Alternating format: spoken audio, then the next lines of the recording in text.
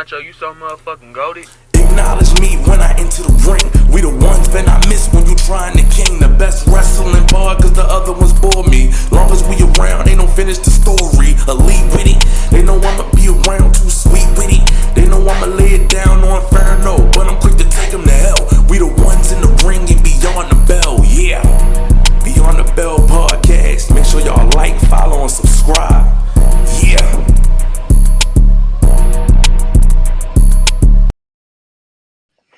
Yo, what it do? What's poppin'? It's the undeniable, reliable, the one and only Trigger Trey Knight. And you already know where we at. We back in the lab with Beyond the Bell. Yeah, I don't even know what to say after what I just seen. Don't worry about it. This your boy Blackout Jones, the historian. Hey, you know how I like to do it. Keep it nice and sweet. Let's go. And I'm Mr. 211. Always remember that is my drink of choice and not my weight. Y'all already know what it is. It's your boy Carlito the Cannon. One half of the double dose of knowledge, 1/4 of the illustrious iconics, and 66 2/3 of the Carolina Wrestling Cartel. And you're now listening to Beyond the Bell. We starting with WWE because I'm Jesus. Actually, you know what? No, we're gonna start with Impact. Shout out to Awesome Kong coming back tonight. That I feel like that's a major thing that has not been touched upon by anybody.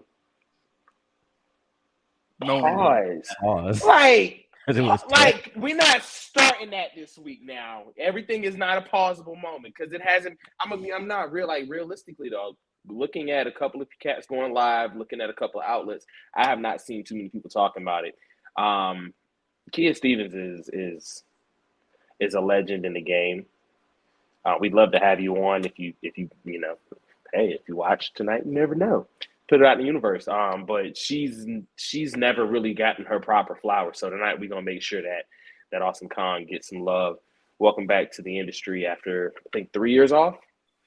That's major. That's major. And with the up and down kind of the spiral that let me not say spiral, but the up and down nature of her run so far in the industry, it's nice to see her back. You know, the pregnancy kind of derailed her in WWE, and we never got, which unfortunately for her, she was ahead of her time because she would fit perfectly in there now, especially the last 4 years when Nia Jax was there.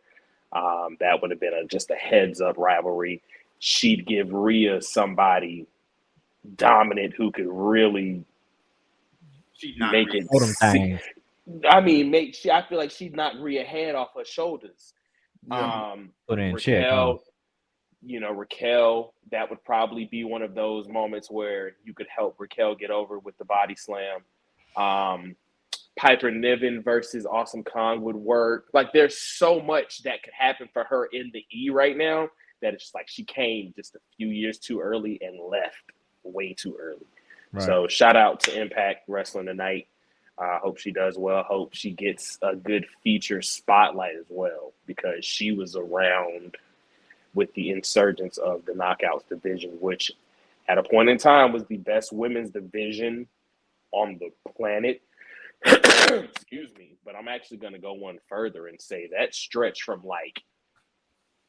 04 to 09, they had the best women's roster of this generation.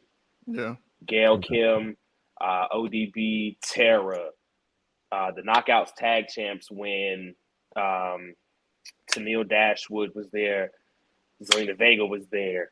There were what's my girl name? Taylor Wilde was running the last woman standing match in 2010. Don't quote me on that, but Taryn Terrell and Gail Kim still one of the best women's matches. Period. Oh yeah, that was a. I think that one. I want to say that one happened in Chicago, if I'm not mistaken. You know what? And I don't even remember where it happened, but that would make sense now. Looking at the market of what Chicago is, that would make sense. I'm gonna go back and look. All right, historian coming through with the historical. But that is the first thing I wanted to touch upon tonight. Pause. Oh, wait, hang on. Now, good catch.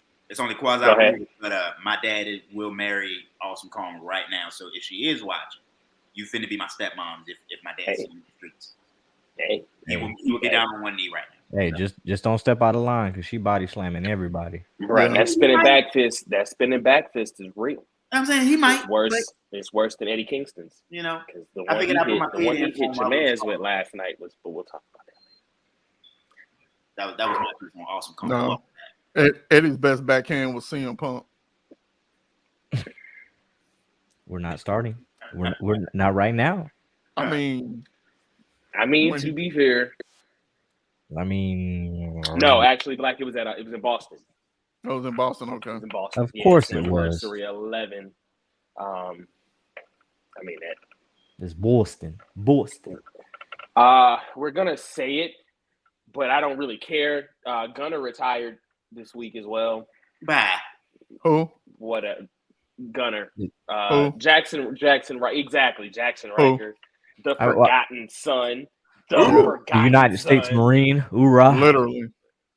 Bro, that is literally the only reason we will give him. That's the only reason I'm mentioning him now, because he's a Marine. Because in terms of affiliations and hey dog, we just gonna say this. Have Great a good rest of your life.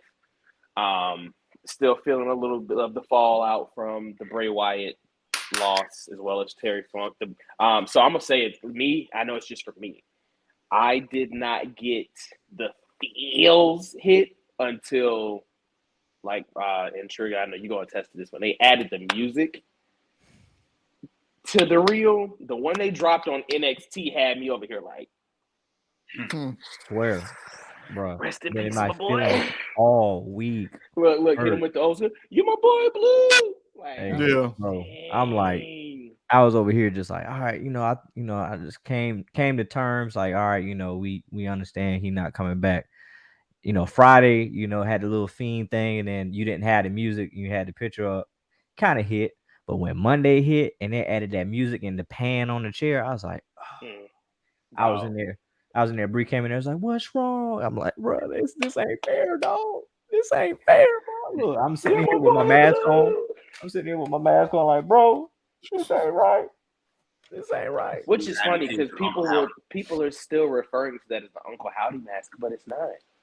It's the White Rabbit mask. It's the White Rabbit mask. That is Bray Wyatt's mask. It's not the Uncle Howdy mask. But Correct. there you go. Yeah, that is Bray Wyatt's mask. A quick segue into Wyatt and the Wyatt Six. Like I said, we found out that excuse me, I got a little frog in my throat. Mike Bennett was actually supposed to be a part of the Wyatt Six. They were going to bring him back before he signed with AEW, and he was going. So apparently, it was supposed to be Bray, Alexa, Mike Bennett, Eric Young.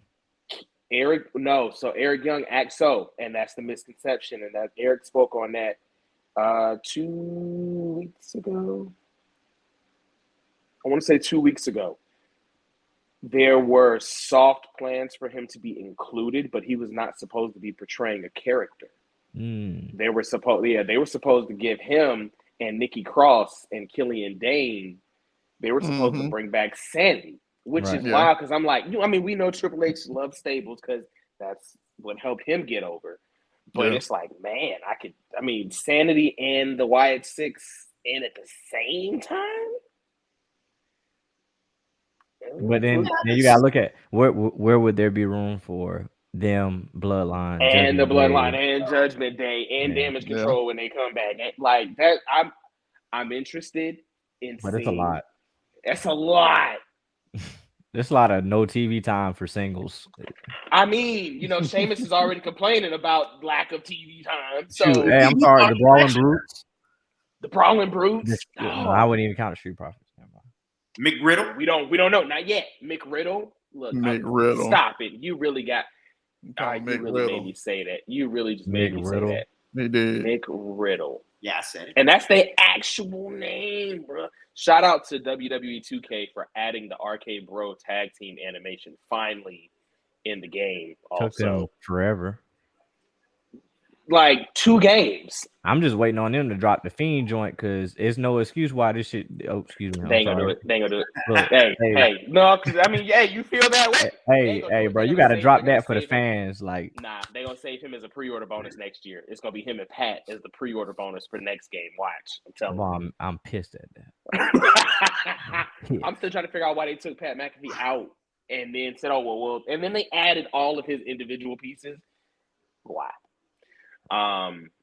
But yeah, no. And there was another name that I'm missing that was supposed to be a part of the 6. But it was Mike Bennett as well, Karrion Kross, and of course, Bo Dallas, who at this point in time now, so he actually portrayed his character actually in Lucha Underground was a part, and there were some backstories to the White Rabbit, which would have been a part of the White 6 as well, which, you know, if you are up on your Bray Wyatt lore, you understand that reference.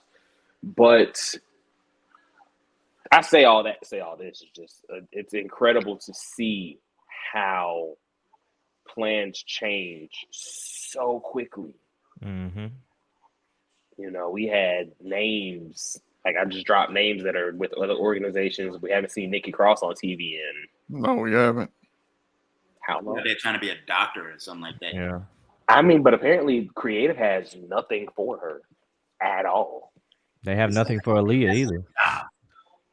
I mean, Aaliyah knows where all the bodies must be buried because there is no reason why she's still signed. Like, as much hate as Dana Brooke get, I'm trying to figure out why y'all don't go as hard on Aaliyah. She's a tour guide back there. What are you there for? Well, I never heard of her. The one that beat Natalia. The one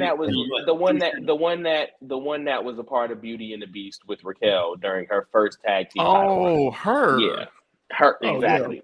I don't know nothing about her. Yeah. Once again, another she had a quick segue. main roster run. Another segue. What's going on with the tag team titles? We have Caden and Katana.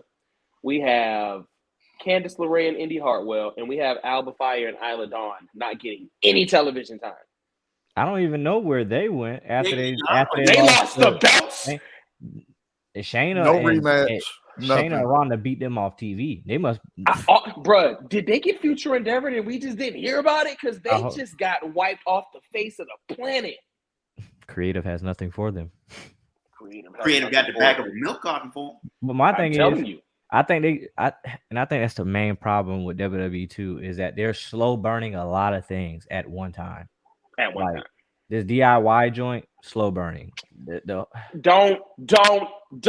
Like, listen here, bro. Why you open that up? Don't. Like, change the subject. Don't. Next. Look at Candice and look at Indy, bro. Hey, look, I don't know where they're going. Look, Candice just out here getting tossed around like Caesar salad and joint. Like, has anybody seen Odyssey Jones since he got called up? Nope. He's going to be at the Superstar Festival, I think. He's going to be what? And catering? He was on the poster. Well, unless they removed said him he's on going to be in a Superstar Showdown? No, at the Spectacle joint. They're probably going to have a big old battle royal, and they'll just sprinkle a little bit of color in there. Gotta get some time, man. It's going to be Otis versus Odyssey versus I would say Omos. Yep. Don't do that. Like, why y'all got to put all the black talent against big meaty men slapping meat? Pause. That's not a pause. That's the thing. Don't make me go put the shirt on. That's the thing. That's the thing. I need in the words of Big E. Y'all tuned in for your Matt technical classics and your 5 stars. That's not why I watch wrestling. Not me. That's not why I got into it. That's the thing. Like, big meaty men slapping meat. Slapping meat. Miss that man. I miss that guy. Like I miss Big E. Like, it's weird too because I didn't think I'd have anybody from this generation that I would be like, that's my guy. It's Big E. Like, glad you didn't say the other word. Oh no, I mean he's that too though. But he's my guy. My brother. My brother. I tell you, I lost my voice screaming when Big E cashed in that Money in the Bank. So okay, did you? Because there was there were people, oh, it's stupid that they announced it before, and then there's me and you who were like, I was happy. I was I happy for them. the whole time. And I was so gone off, my drink of choice that I bought his T-shirt and didn't even know it for about 2 days. oh. So that's the one thing I say. I don't have the Think Big shirt. Colors. I just couldn't do the color scheme. I couldn't do it. That's the only beef. I didn't remember this buy for about 2 days you until I checked my bank account and seen that I bought the shirt. And I was just like, well, 30, done it now. $32. Like, You know what I'm saying? What is that? What is that from Where WWE? did that come from? Dispute? I mean, I liked it. I mean, I would say I loved it. I loved it for him. It's not that I hated it. It's just I wish you come out the blue and just bam. But like Gunther said in his latest interview, I think now they may need to switch it up to where if you want to cash it in, you sign that contract, you set up the match, and you give that man you run them things 1-on-1 and see who's the better man. He let him know before the show even started, I'm coming for the belt tonight. Like, at the end of the day, they were like, oh, well, money. But see, that's also the issue and the conception that people have with Money in the Bank. It's more of a heel tactic, period. Money in the Bank is better suited for heels. Having a face have it, you can only go about it a certain number of ways, and they went about it the one way that a face should do it. Lets you know, say, hey, I'm doing this. It's not my fault. Your leg got injured before I cashed in. I told you I was coming. That's your fault. Protect yourself at all times. That's not just boxing. That is true. I can see that. You know what I mean? Like, hey, and unfortunately now, and the one thing I do like that they did to remedy the backlash was the steel cage win when he beat Lashley clean inside the steel cage for the belt. Because a lot of people are going to look back at Big E's run and not remember. I mean, he beat Drew clean at Crown Jewel. That's very true. Most of his wins came clean. Now, of course, losing to Roman. Come on. I mean, but that was a bomb triple threat, though. Losing to Roman. At Survivor Series, or are we talking about Raw? At Survivor Series. Okay. Losing to Roman at Survivor Series, in the moment, I thought was the wrong move. Because I was being short-sighted and I was being a fan. We didn't have the foresight to know the way that the Bloodline story was gonna go. And the fact that yesterday we the ones all day celebrated. We're gonna throw up the one, but we celebrated 3 years since my man won the Universal Championship. Hasn't been done in 35 years. In 35. I wasn't alive the last time it happened. This is crazy. That's a celebration. And as we talked about, off the air, Man, leave me alone, bro. WrestleMania 40. I don't want to talk about it. He has to win to break Hogan's record. Night 1 and night 2. WrestleMania. Did we look 40. and see if it's night 1 or we night need 2? to figure out how they're going to do it. I don't know. I need to look at it. I need to go look at it. Yeah, we need to do the They math. never said. They just said WrestleMania 40. They never said what day. The math has to math. We got to look. I'm going to go look right now because we need to put this on wax tonight. Because if Roman has to leave Mania, night 2 is champ to break Hogan's record, I'm okay with it. I'm fine get with it off. Get it out of the books. It needs to be done. I hate it for Cody though, because you ain't gonna get that Mania moment, dog. but you get that Raw after Mania. Yeah, you'll get the Raw after Mania moment. Cody can win it Raw after Mania, dog. It is what it is. Or Backlash. Now, if they're doing Backlash in Puerto Rico again, hey, I'm all for it. I was getting ready to say, you want Bad Bunny to win it? No. But you know what though? This is why, a lot of people say too many belts. I would be okay with the Cruiserweight Championship being around and giving Bad Bunny a quick little 1 month run. Just one, because we know he's not going to stay 3-4 months. He's the highest selling, he's the highest grossing and most streamed artist, arguably almost of all time now. He's not going to stay.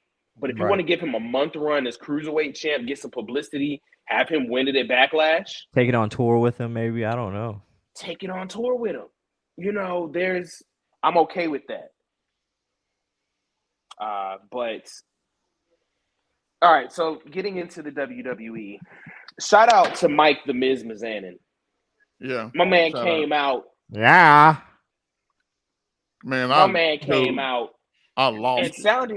sounded more like The Rock and Stone Cold than LA Knight does. I thought it was an LA Knight for about 6 Mississippis. I ain't gonna lie. When he was Not hitting the that strut out there. Mississippi's. Yo, I like that. But when I had look, I said, "What in?" You know what I'm saying? I was just like, I said, "Mike." So I'm gonna make a statement that I saw online, and I'm gonna stand behind it as well. No one in WWE has the range, character-wise, that Miz does. Yeah.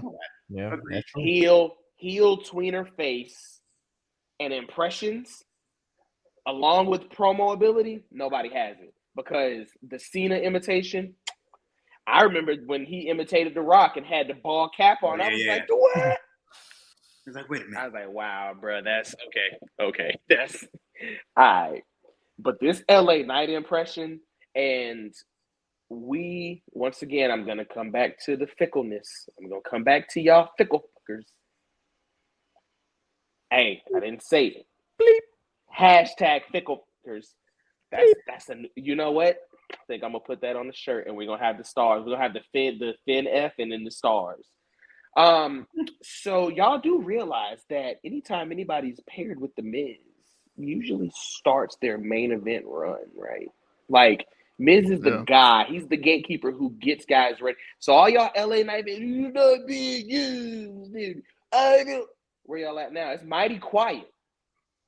It's mighty quiet. I hear crickets personally. Y'all Hirschmouth.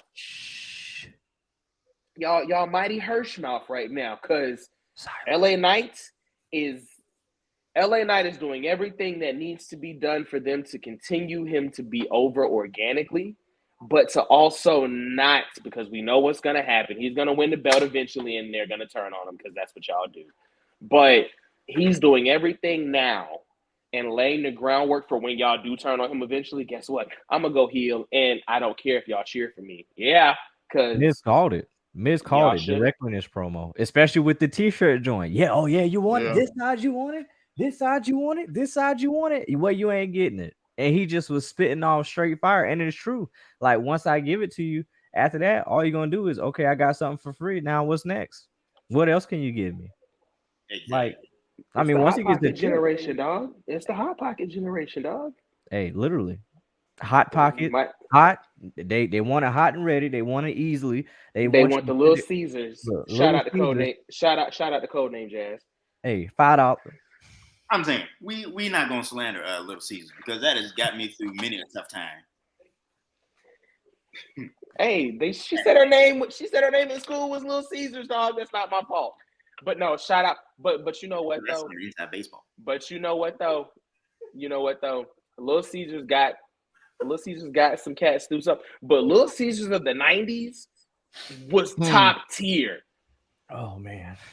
Little Caesars of the 90s was top tier. I remember my grandma would go get a deep dish. Hey, man, listen. I don't know what they changed up, but it tastes a little like cardboard now. They changed their cheese, they crust, they sauce, they meat, everything. They changed everything. But it gets you through. Now, I will say this though: if you can catch one coming straight out, no, not even a full one though. If you can catch their lunch special, the small personal pan joint, always hit with a Pepsi, the faux slice with the Pepsi or the Dr. Pepper. Hey, look, hit them with a yeah. You might get it for free, man. Hey, nah, for real. Right. Hey, tell them that LA Knight sent you. Now they crazy bread. Who? And they sauce.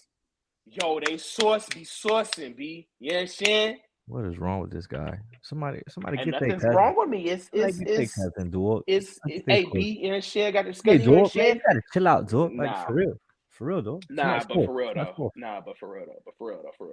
out to Little Caesars. Shout out to Little Caesars. But no, seriously though, hot and ready. But Miz does not get his flowers. And I do not know why. It makes me upset because I've been a Miz fan for like 15 years. Like that whole chick magnet stuff. And when he first came out, I rocked with it. Oh, see, I rocked with him because I was a Real World fan. So I remember watching him and Coral on the Real World. So when he came in, Coral. I watched it, but I just wasn't a fan of that part. When he got to wearing like he started wearing like the long cargo joints. No. I'm And talking he about when had- he and he wears had like the- straight trunks. Oh yeah. Why? I'm not Why? a trunk fan either, though. I just don't understand. No, that's why. just when I started to dig his. You don't character. understand why? He got more serious. Why? You don't understand why? What, Because he has massive balls. That's why y'all like him.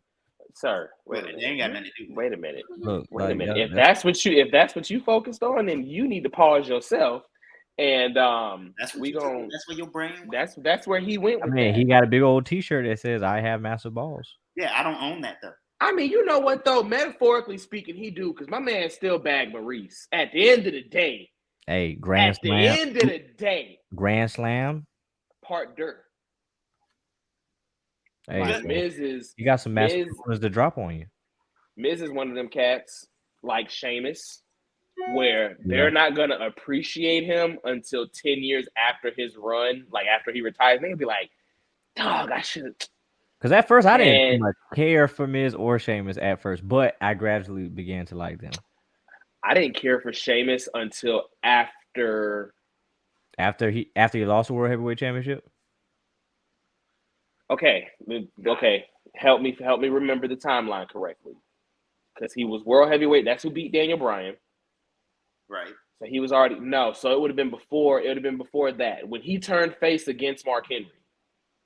That was when I finally cared about Sheamus, and if I'm not mistaken, that's what led into his face run against Bryan Danielson at WrestleMania. That eventually led to the Yes movement and everything. But that I didn't care about Sheamus for the first 7-8 years of his career, and there's only been 2 times I cared about Sheamus. I've only cared about that Sheamus, and I've only cared about Sheamus that delivers banger. After a banger. After banger. After banger. I thought they weren't gonna catch it. I listened. I knew the alley. I Chris Paul'd it. I was waiting. Hey, I was look. like, Hey, look, Black was like, No. I'm happy for Sheamus because he got because it's like the Undertaker almost in a sense where you didn't start having great quality matches until the back end of your career. yeah, So Sheamus is now getting some love and some kind of respect. respect. That is one thing I hate for Miz. Miz has maybe 2 good, solid, top tier matches in his career. One of them's against Ziggler in the career versus title.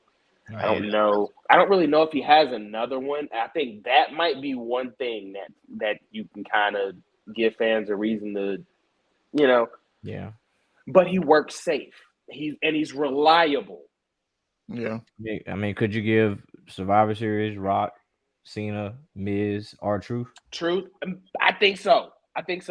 Which and they don't get enough credit for carrying that match because Rock wasn't in ring shape. Rock was not in ring shape yet, and Cena was during that time just delivering normal Cena matches.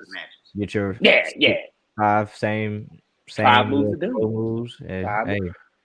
But you know what? We have to stop the 5 moves of doom thing too because everybody has a 5 moves of doom setup. It's true. Everybody.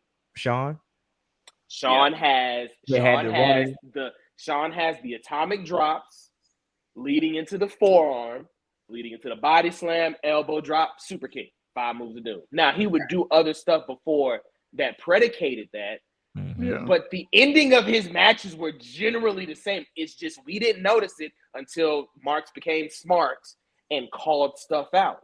Right. Dwayne, Samoan drop. Well, let's start with the Rock punches and then the spit punch. But Samoan drop, exactly. Before it used to be body slam, but then it became spine buster, people's elbow, rock bottom. Mm-hmm. The end of Rock matches were the same exact thing. Triple H, flying knee to the face, face buster, spine buster, pedigree, and he only had 4. Like he ain't even have a 5th move except for hitting you with the shovel. The golden shovel. Hogan didn't really even have 5 moves. Hogan had. Yeah, he did. If you count the 3 punches individually. So yeah, because do you count body the Hulk up slam as a and move? Do you count the Hulk up as a move too, though? Yes. Like Because you knew what was. Yeah, it was into after he get his hits in his body slam. It's over. So I guarantee he was dropping hits. major N bombs during all of that too. I guarantee you, y'all can't tell me he wasn't. Y'all can't tell me he wasn't. All it is, like Rock said, and all that. He was dropping, bro. It's okay. You know, it's okay. You know, you like it. You like the colonizer. It's cool. But I guarantee you, he was dropping major. Hey, like the cameras rolling with Jesus. Sound like a chainsaw. Like, hey, I'm telling you, I guarantee you he was, bro. It's Terry Bollea. He was. Ladies and gentlemen, the expressions expressed by these other three gentlemen, like them and them alone. But no, the 5 moves is a thing. But Miz works a safe style. I'm not going to say LA works a safe style, but LA works a style that is his style, and it works. Like but you know what's gonna you know what LA Night match already. But I think it's good that he does that, because when you're up in age, and I mean he's put on, you got to be reliable matches. You got to be reliable. You know, I don't expect to see him doing drop kicks off the top rope and possibly landing on his leg and twist his ankle. That vertical jump into the soup, it's always clean. Right. And it comes across as like, damn, I'm really impressed by that. But that's like with Randall Keith Orton, methodical style. And it got him all the way through to what we're celebrating. He's coming up on 25 years soon. Yeah, okay. Somewhat. In WWE years. Hey, man, listen, as long as you were active. See, that's the thing. Like, Edge retired, so I understand that. But Randy's never retired. I mean, you're going to get injured. Nobody's ever wrestled every year with no injuries all the way through except for Cena. Cena's never missed an entire calendar year. No, he hasn't. No, he's never missed an entire calendar year. But he has some stretches. I don't think Randy has either. I mean, I know he's been injured. I can't think of a year since. Well, no, okay. No, he already on his way. He already did. Are we gonna count that first year, second year where he had the collarbone shoulder? He missed like 10 months. No, because he was still active on TV. He was still active on TV. That's what I'm saying. I don't count those. Yeah, if he's still active on TV, this stretch would count. But at the same time, can you count this stretch though? He's in his 40s. No, I'm saying, if I took the bumps he took at 35, I'm out for about a year or two. You know what I'm saying? Because Randy's taking some bumps. He's taking some table bumps. He's taking some outside bumps. But even on end, live event bumps. Like Randy, I would love to know. I would actually love to look up and see how many matches he's had televised and non-televised. Because I know he's already top 5 all time, if I'm not top 7 all time. But I want to know non-televised as well. Because Randy's put some mileage on his body since 2002. Like, that's a long, like, let's think about this. That's 21 years, basically nonstop. Yeah. That's a long time. Definitely on WWE time. You know what I'm saying? Especially on WWE time, because you're not getting no breaks. You're working 280, 290 a year. Yeah. And especially during that Ruthless Aggression time when you were working 3 or 4 house shows a week on top of the televised schedule. Nah, I give Randy a pass. Randy, I'll give a pass to. For this year, missing this calendar year. So from what I have, okay, and it's in Cage Match, the Internet Wrestling Database, it says the total number of matches total is 2,408. Total number of wins, he has a 53% win percentage, and that's 1,276 matches that he's won. Total number of losses is 44%, so he has 1,060. And total number of draws is 72, which is 3%. Okay. That is 2,400. 2,400 matches. Mm-hmm. Yeah. I mean, if his back is busted for the rest of his life, he done earned it. There's guys that wrestled across multiple promotions that don't have 2,400 matches. Mm-hmm. Yeah. So Randy's highest year for matches, let me see, it was 2011. Oh, never mind. 2011, he had 211 matches. He had 151 wins and 53 losses. And I think he had 7 draws in 2011. Okay, 11. So this is the year of Punk. This is Punk years. 2011. Yep. If I'm not 2011. Yeah, it is. And then 13, he came excuse me, 12, he came with 125, so he took a big drop. But Okay, he had drop. yeah, so he had 94 wins, 27 losses, and then he came back 13 with 210, 210 matches, well, Jesus. 136 wins and 66 losses. So he took it, a slight year, drop off, and then he came back one off at his highest year. And I guarantee you 12 was probably an injury year. Yeah. It's probably an injury year because I know Randy would have been. But that all goes to show you style. Mm-hmm. You know, Randy, that's why I'm okay with LA Knight working the style of match he does. I'm okay with Miz working the style of match he does, but especially for LA Knight, because if LA Knight is going to be one of these guys that he's not going to be somebody who's going to be world champ in the next 5 to 10 years. They have to start to give him his now. Right. He's got to be reliable, and that's what he's already shown to be. He can do appearances. He can do the press. He can deliver. You know, like I said, that first promo, Miz chopped him up. But now we're getting to that point to where LA is about to start. Eli Drake is about to start coming out, and it's gonna be great. If Miz can finish catapulting him, I could see an LA Knight World Heavyweight Championship by. I can see an LA Knight World Heavyweight Championship before SummerSlam, or maybe at SummerSlam. Now, that is also contingent upon 2 things. If Brock Lesnar beats Seth for the world title, Gunther's winning the Rumble. If we get a Brock run before Mania, Gunther's winning the Rumble, and Gunther's going to take it off of him. But if we don't get any type of Brock interaction anytime soon, and they don't, they decide to have Gunther veer off and go a different option, I could see LA Knight winning the Rumble. True. That'd be good. It's between those 2. Like this year coming, there's only 3 people I can actually see credibly winning the Rumble.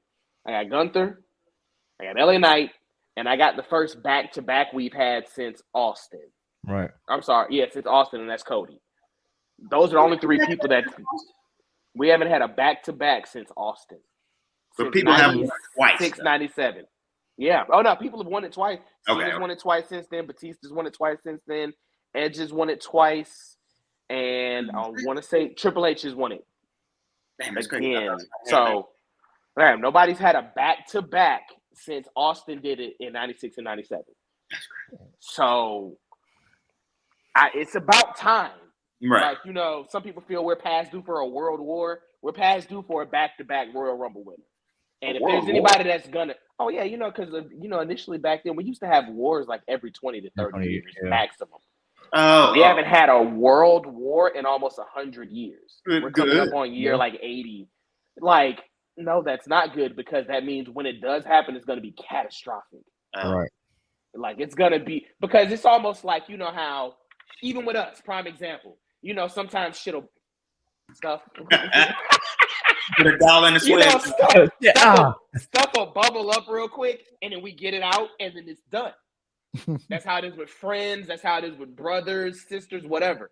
Yeah. But the longer you let it bubble under the surface, because 10 years ago, we weren't going to be at war with Russia. Not 10. They might have been able to, but now that we done, now that we've had all the stuff that happened, dog. And let's be honest, Japan owe us one. Well, my thing is, on that, Russia just been sitting in the background chilling. Look, hey, you right. Establishing their own dollar, establishing relationships with other countries who now, bricks. Look at all white bricks. Off-white bricks. Listen, like 10 bricks. Just BRICS. Bricks. Dog. Balling like with all these bricks. Listen, I need to listen to more rap music. Listen, if you, yes, you do, TJ. You missed prime Club Gucci. Like, understand something, dog. In the club, the summers, not even the summers, because I'm trying to figure out where all this money came from. That I used to be in the club Thursday, Friday, Saturday, and Sunday with no job. In high school. Don't know, like, where did that money come from? I mean, I know where it came from. I'm I'm not gonna say it on air. I know where it was coming from, but you know, in the club with a picture of Goose and Pineapple, and Waka and Gucci and Bootsy going off. But no, seriously though, It's you know, Bootsy, we're at baby. that point now. We're at that point now to where countries are self-sufficient again. We're not relied upon. You know how many countries have actually basically gotten rid of our dollar? You know how many countries that if you take a US dollar or two, you're in debt? They You know what I laugh. mean?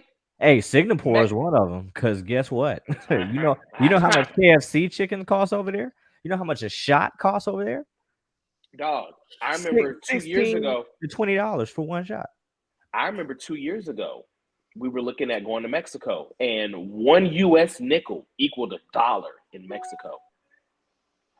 They're starting to come up. Oh yeah, balling, dog. Listen, that's so. If you ever take a vacation in Cancun or whatever, just go sit on the beach with $20 and $1 bills, and have them bring you drinks and tip them $1. They'll run to you. Oh yeah. They don't because they're. I mean the poverty. And I just watched the 50 Cent interview where he explained that the poverty level is so different in certain other areas. Like in America, you can choose to go live in a tent outside and go get a panhandle permit and beg on the corner and live your life. Malaysia, there's countries where that's not an option. Malaysia, That's Philippines, life. Thailands. Look, you're more in the mountains in the areas. Like I can tell you from experience, watching Philippine kids, they hustling on the corner. They got no shoes, walking on rocks like it don't hurt. They in huts, little built houses. Look, they got to make a way out of nowhere. And look, bang for a buck, they'll sell chicken on the side of the road. And ain't look, chicken gonna smack, but hey, you might want to just pray over that chicken before you get it. And there's a lot of places like that where that's not an option. That's how you have to live. In America, you don't want to go to work, you can stay home and collect unemployment. The poverty level is so different in so many other areas that it's like, well, sheesh. So, you know, a lot of stuff gets taken for granted or whatever. But no, seriously, we're past due for a world war. I pray that worlds collide. I do miss that as a concept, bro. NXT and WWE and NXT UK. Gosh, bro, do y'all remember that Undisputed Era versus Imperium match? Do y'all remember? Okay, I was about to get emotional. Do y'all remember DIY versus Mustache Mountain? Mustache Mountain, Calibating, who else? Now I watch. And now I watch my NXT. I watch the NXT now. That black and gold now. You watch that black and gold. I watched the NXT. Speaking of black and gold, this Carmelo Hayes and Trick Williams teasing that's coming. Honey child. That's one of those soaps that's like, if Paul Heyman said they're in the bottom of the third, no, we're really in the bottom of the third right now because there's so much more groundwork that has to be laid. This Trick turn is going to be emotional, though. Bro, hey, you my homie. I didn't want to do it, but that disrespect because you kind of all over the place. Like, don't take that on me, bro. I'm here from the day one. I'm not holding you down. I'm trying to uplift you and pick you up, but you kind of stepping to me kind of sideways, like I'm the problem. Why you have all these problems? It ain't me. Man, listen, this is who's coming, and I'm not ready for it. But if that tease we got of Carmelo Hayes with the Street Profits is what's coming from it, I'm fine with it. I'm fine with it. Got a nice call up. Something about that just looks right? Oh yeah. Like something about Montez next to Carmelo Hayes and Angelo Dawkins with a suit on, it just looked right. Dang. So how would you? So now coming to that, how would you feel about it? So you got Street Profits running the tag division, you got Carmelo running the singles division.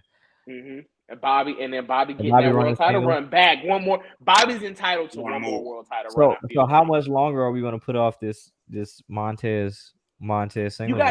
You got time. Montez, because we're at that stretch to where Montez is nowhere near the age where he has to start slowing down. And we're at that point right now to where Roman's about to slow down. Cena's already slowing down. We're at that spot now where Montez can can slowly start to interject himself into those names that I mentioned a couple of weeks ago in the next 3 to 5 to 7 years. You got Grayson Waller, Braun Breaker, Carmelo Hayes. Let me put some respect on my dog name, Julius Creed, because that boy is a monster. Bro, look, that ankle lock. Bro, okay, well, hold on. I'm gonna hold your leg, and then I'm a one-arm powerbomb you. Bro, that was so G. I was about to cuss. That joint was so G. I was like, yo. I hollered in here because I've never seen that. No, I don't think anyone. And it was like effortlessly. Effortless. I said, oh my God. What I really wish that would have closed the show. That should have closed the show. I'm not upset with the Fatal 4-Way because, of course, spotlight the women, which, of course, I feel like they're doing because of the amount of blowback that the industry is getting for how they're booking women. So give them the main event. But that cage match could have closed the show. Mm-hmm. Side note, something happened behind the scenes and off camera that nobody's mentioning or talking about that I'm wondering if, I don't want to say if we're getting swerved.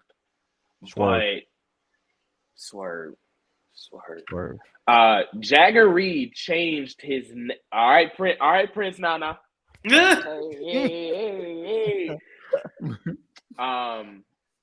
Let me make sure it's still a thing because I saw it and I don't want to say I didn't pay attention to it, but I didn't want to put stock. Yeah, I didn't want to put stock in it because if it wasn't true, we didn't want to put that out there and be like, oh yeah, well, you don't want to put that out there. Jagger Reed apparently changed his name. Him and Rip Fowler went back and added the WWE to their name and to their profiles. So I'm not sure if we want to leave next month is still a thing. I think they probably got some money thrown their way for these last couple of months. Dog, because Schism has been featured like Bloodline on NXT. Bro, and their matches have been far next to fire. But I mean, the Grizzled Young Vets always had phenomenal matches. It's just they were in that NXT tag team spotlight where you had Oni Lorcan and Danny Burch. No, I'm talking about Black and Gold. You had Oni Lorcan and Danny Burch. You had MSK when they came in. You had Undisputed Era. You had AOP. There were so many tag teams that it was like you get lost in the sauce. They got lost in the sauce, bro. Yeah, but they still should have got one. They should have got one. You know what I'm saying? I mean, but a lot of teams came out of just like soon to be recognized. I was like, soon win. But you know what though? A lot of teams should have got one that didn't because there's still to this day is no reason why Enzo and Cass did not get a world tag team title run under their belt. What? Because they were not at all.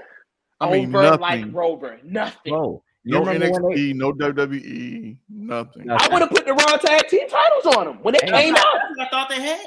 You remember when they took the mics from the boys? They took the mics from the boys and let the crowd work. I said, bro, what? Bro, when Enzo had them singing juicy lyrics at Survivor or SummerSlam Brooklyn, shut up to 11.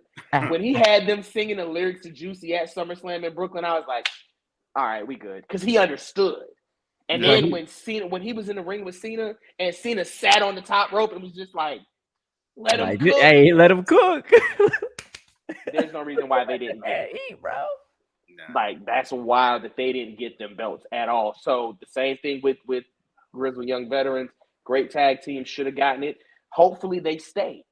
Because we're in the Triple H era where tag teams are going to get some shine. And I am all for the Creeds versus Grizzled Young Vets on the main roster. Yes. Because we have now the second coming of the Steiner Brothers and American Alpha with Triple H in charge. That was a big difference. Vince was in charge when American Alpha came up, and of course. And then I love American. you get Jason Jordan to produce it. You get Jason Jordan to produce the Creed brother matches, dog. Bro, come on, bro. Something fire. Shout out to the next generation. Shout out to the next generation of great. I miss Jason Jordan like I miss Big E. He was. I hitched my horse to that wagon early. I was a Jason Jordan fanatic. I really thought he was about to go to the moon on that one, bro. Yeah, he was gonna be the Black Angle. He was gonna be it. He It's was just gonna the be next injuries, up. dog. It's just some injuries, man. Hey, injuries come through and Unfortunately, suck.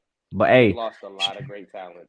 shout out to all the guys that transfer from the injuries to producers and doing their thing, bro. Yeah. Tyson Kidd, Tyson Jason Kidd, Jordan, and Abyss, they Abyss, putting Yeah. on some bangers, fire dog. matches, dog. Like I'm proud, especially of the fact that Abyss came from Impact Yes. and is doing what he's doing, especially for big man matches. Oh yeah, Like, adding that love it. brutality, Yeah, love it. it's crazy. Carmelo Hayes and Trick, I'm interested in that. I'm interested to see where they go with Wesley from here because you can't put the North American title back on him Nah, because he's gotta already done elevate. everything he can with it. So is there a are we gonna get him beating Melo, or do we get Ilya Dragunov beating Melo? Because I don't see Trick beating Melo. I see Trick costing him the belt. I don't think Trick is next in line for the world title. I could see him beating Dom and getting that North American strap though. Yeah, Who, okay, West? maybe a West turn, Trick, Oh, Trick. Okay. maybe a West turn. That just maybe a West turn. that See, I don't can want be a West turn. I want West to get called up and reform MSK with Ricochet. I am gonna stand on it till it happens. bro. That's gonna be Where crazy. does Ricochet come in and all this? They was friends back in the day or something.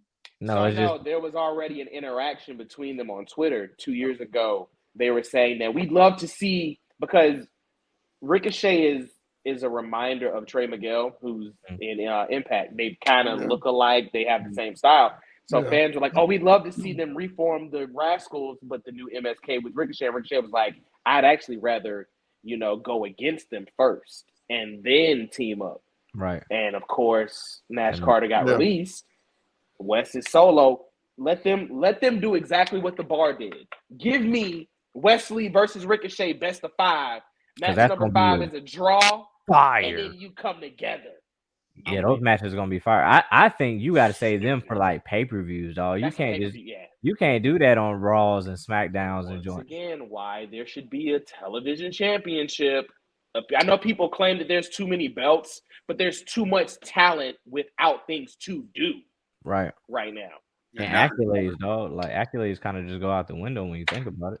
I'm telling you, bro. Because look, at the end of the day, the tag division is flourishing. We have plenty of crop to pick from. Well, I would say on the men's side, as far as the tag division, we still working out the tag division on the women's side. That and the tag belt. Isla Dawn and Alba Fire should have won that tag team title match against Ronda and Shayna. I'll still stand on it. Kaden Carter and Katana Chance need the women's tag team championships eventually, Like yesterday. which is why I think that's why they put Piper Niven with Chelsea Green as like the David versus Goliath, and then when they finally overcome it.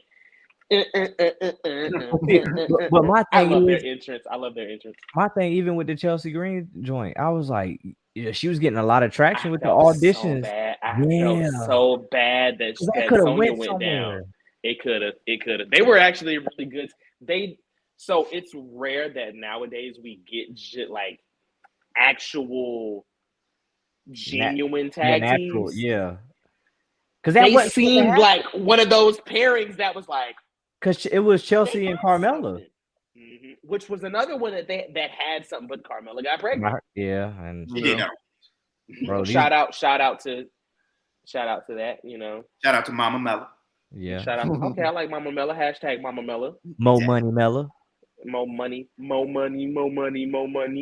Hey. Need to watch that movie. But yeah, now that tag team division, and like I said earlier, you got Candice LeRae and Indy Hartwell not doing anything. They're a ready-made tag team that you got Tegan Knox. We don't know what Tegan Knox is doing. Her and Shotzi were a thing. Don't know what happened with that. Like, there's so much off television. And then we still got Xia Li. You could pair Xia Li up with. That's my wife. You better watch what you say. I love Xia Li. I wish Xia Li was featured a little bit more. Me too. The question is this though. We're at the point now to where I feel like there's already too much wrestling on. But like, are we missing just basically an all women show? Like, just give the women a show for an hour. We don't need a whole 2-hour show. I But are we think missing that would something? be, but go ahead, Black. Because I don't think they believe. I don't think they believe in the women's division. Definitely the tag team division at all. I don't understand why they don't give them an opportunity that they deserve. We've seen them, in the ring. We've seen the talent. You know what I'm saying? We've seen the skill set. What's the issue? Why is it there a problem, putting these women out there to perform like we know how they can perform and uplift the women's division? You know what I mean? Like, what's the deal with that? My thing is too, shoot, if we gonna do anything like on my 2K, we got mid card titles for the women. You got a US, you got an intercontinental, whatever. Even if you change it somewhere else, I mean, you still got enough divisions to go through, especially with how much women that you have oversaturated on the roster that don't get time. They sit back and catering the whole time. You got And you don't legends even have to give them a whole, pay-per-view, but just the same way that NXT has Heat Wave and all, right. You could bring back the women's show for one Tuesday, right, out of the year, and make that a whole show. Like, there's ways to go about it, and I don't understand why it's not a thing. Or if they still have the show, if they still have their separate show by itself, then they can add it into the pay-per-view slot. You still got your designated, like you get 2 or 3 women's. Put them all on the pre-show. But then you're gonna get flack for that though. I mean, but it's wrestling. It's wrestling fans. There's gonna be flack everywhere. But at least show that you're trying. Because and I don't want to jump into it before we decide to get into it, but there's no reason why the only women's match on the biggest wrestling show in history outside of a WWE event only had 8 minutes. And it looked rushed. It looked rushed. 1, 2, 3, 4, 5, 6, 7, 8. What a shame. What a waste. That's what I'm saying. Let me make sure. 480 seconds. That's the most y'all could give these women? Like, what I'm for your company's top prize in the women's division. I'll tell you what, you could have gave me 16 to 20 minutes and leave Britt Baker on the sideline. Thank you. True. Because she and Tony Storm could have did what they needed to do, and then Paige Saraya could have came in at the end and still snuck in one. I have no issue with her winning. It's the fact that these women only got 8 minutes. Usually in a fatal 4-way, usually you get a bunch of the one-on-one pair-offs and the other 2 are out of the ring. Right. All 4 of them was in the ring. They ain't on near the whole 8 minutes because that was the only way they was going to get camera time. And then you had the Russia story of the match between Tony, like the whole Tony and Saraya joint. I was like, yo, we know they started that too late. That should have been being teased for the last 3 weeks before the show. But that goes to show you what happens when you wait till 2 weeks to release a. But hey, whatever. They focus too much on Tony Storm and her, her mentality of losing the belt and being distraught and whatever she had going on. Football season has officially started back, so I got it. It has. Oh, that's right. Gator bait's playing. Sir, didn't y'all get smacked last year? Wasn't y'all chicken feed last year? Oh. I don't know what they okay. Okay. This is a wrestling show, sir. Yeah. This is a wrestling show. I mean, that's fine. I mean, y'all owe this one from the year. Y'all owe this one from the year before. We're not talking about the year before. We talk what happened last year. That's what I'm saying. That's cool. That's cool. Let's see what that cup look like in a couple weeks. Right. Just worry about Saturday. Worry about Saturday. Spencer Rattler gonna have y'all rattled again. That's guess what? You know the last time when they uplifted Spencer Rattler. I don't care about that. I don't care about none of that. I don't care about none of that. The only thing I care about is the fact that. Wait a minute. What did you tell me earlier? Wait a minute. What did you tell me earlier? That was last year. What did you tell me earlier? That was last year. Yeah. I mean, that's the only thing we can go off of is last year because we haven't played again yet. So I'm just saying, let's talk about that was last year. Look, let me talk to you. Put that on the Yeah. Get it together. Get it together, gentlemen. Get it together. But no, seriously though, there's a lot that needs to be addressed in a short amount of time because we're coming up on, for WWE, we're getting ready to come up on that season. That Survivor Series season. Mm-hmm. I don't even know what they're gonna do. It's what are you watching? You watching something? Oh no, I'm just looking up at a score. That's all. Oh, okay. Which game? Which game? Utah and Florida. Oh, okay. Utah and Florida. Utah. Yeah. The Ute. But oh, good Lord, A&T is getting smacked by UAB right now, and I don't like it. Wait for us.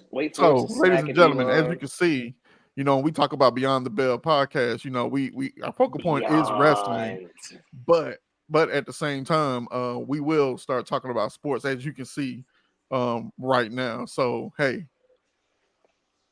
here we are. Oh yeah, because we say Beyond the Bell. This is get ready for it because you got a Cowboy fan. You have a Cowboy fan on here with 2 Washington football team fans. We have a name, sir. It is the Commanders. The only thing y'all command is losses. Look. And then in this corner, you got a Broncos fan. Then in basketball, you got Laker gang right here. That's where we get back along. You got Laker gang, and then on that side here, you got you got a Cell Dick fan, and then suck them all. I'm not sure. Blackout like Philly or something. Yeah, you're a 76er, right? Yeah. So we got an Eastern Conference duel right there, and then we got the legendary history right here, since we tied for rings now, even though we're better. Those are some. You splitting hairs, okay? I'm saying we're better. It's okay. Splitting hairs. We got the same amount of championships. All right? Y'all spending money just to who get out won the first round. Who won one more recently though? Bubble. What does that have to do with it? If it was that easy, you would have did it. Exactly. You see how face changed. He was like, because I was waiting on it. Because we're gonna talk about that one day because all these people talk about the bubble title doesn't matter if it was that easy. That pisses me off because at the end of the day, it's still a basketball. You still have to win a basketball game. It was the most competitive basketball we've ever seen. There was no home court advantage. There was no travel delays. There was no crowd. Only thing that mattered was putting the ball in the hoop. And guess who did it the best? Laker gang. Look, still talking that spit. Still, look, we back on the block type joint. At the end of the day, it's me talking shit. Look, the TV, the people at home, all they hear is the fake piped in noises. At the end of the day, LeBron was busting ass. AD was busting. Dwight Howard was busting. JaVale McGee was busting. AD with the Kobe. Look, Caldwell Pope was busting. So I had a conversation with my uncle the other day, and we was talking about teams, and I said, back in the day, I had 2 teams. I had an East Coast team, and I had a West Coast team. My East Coast, of course, was the Sixers. My West Coast were the Lakers. And why? Because we had one common enemy. This trash head right here. Those guys. Horrible. On the parquet floor. Those guys on the parquet floor. Y'all hate me because you ain't me. The ones that eat all the glizzies besides New York. Hey, blame your boy Danny Ainge. Blame him. Man, forget Danny Ainge. That's why the coach. So here at Beyond the Bell, understand we have something for everybody because we got college football fans, we have college basketball fans.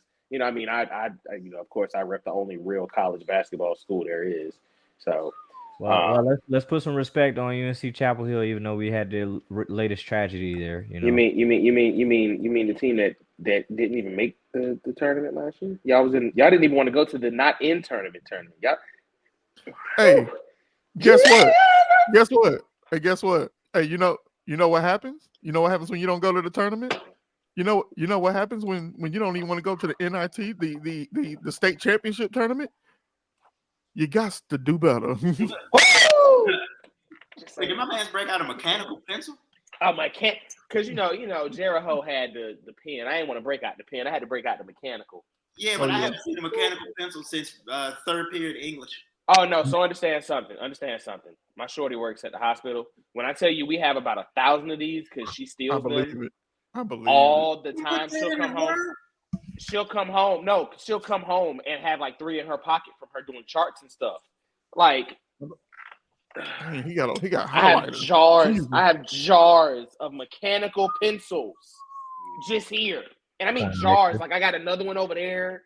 I got, like that's the thing. They're all over the place. That's the thing. All over the place. All over the place. I But give no, you that seriously one. though. I give y'all that one. Yeah. I give y'all that one. I eat that one. Yeah, it's okay. No, it's all love though. It's all love though, Yeah, because all love. the ACC. It don't matter because the ACC runs it. That's all that matters. The ACC runs it. That's it. Facts. It's like just like the SEC runs college football. We got a hockey fan right here. Yeah, me too. My team has been trash since 2014. Who's your team? I'm a Kings fan. Oh, okay.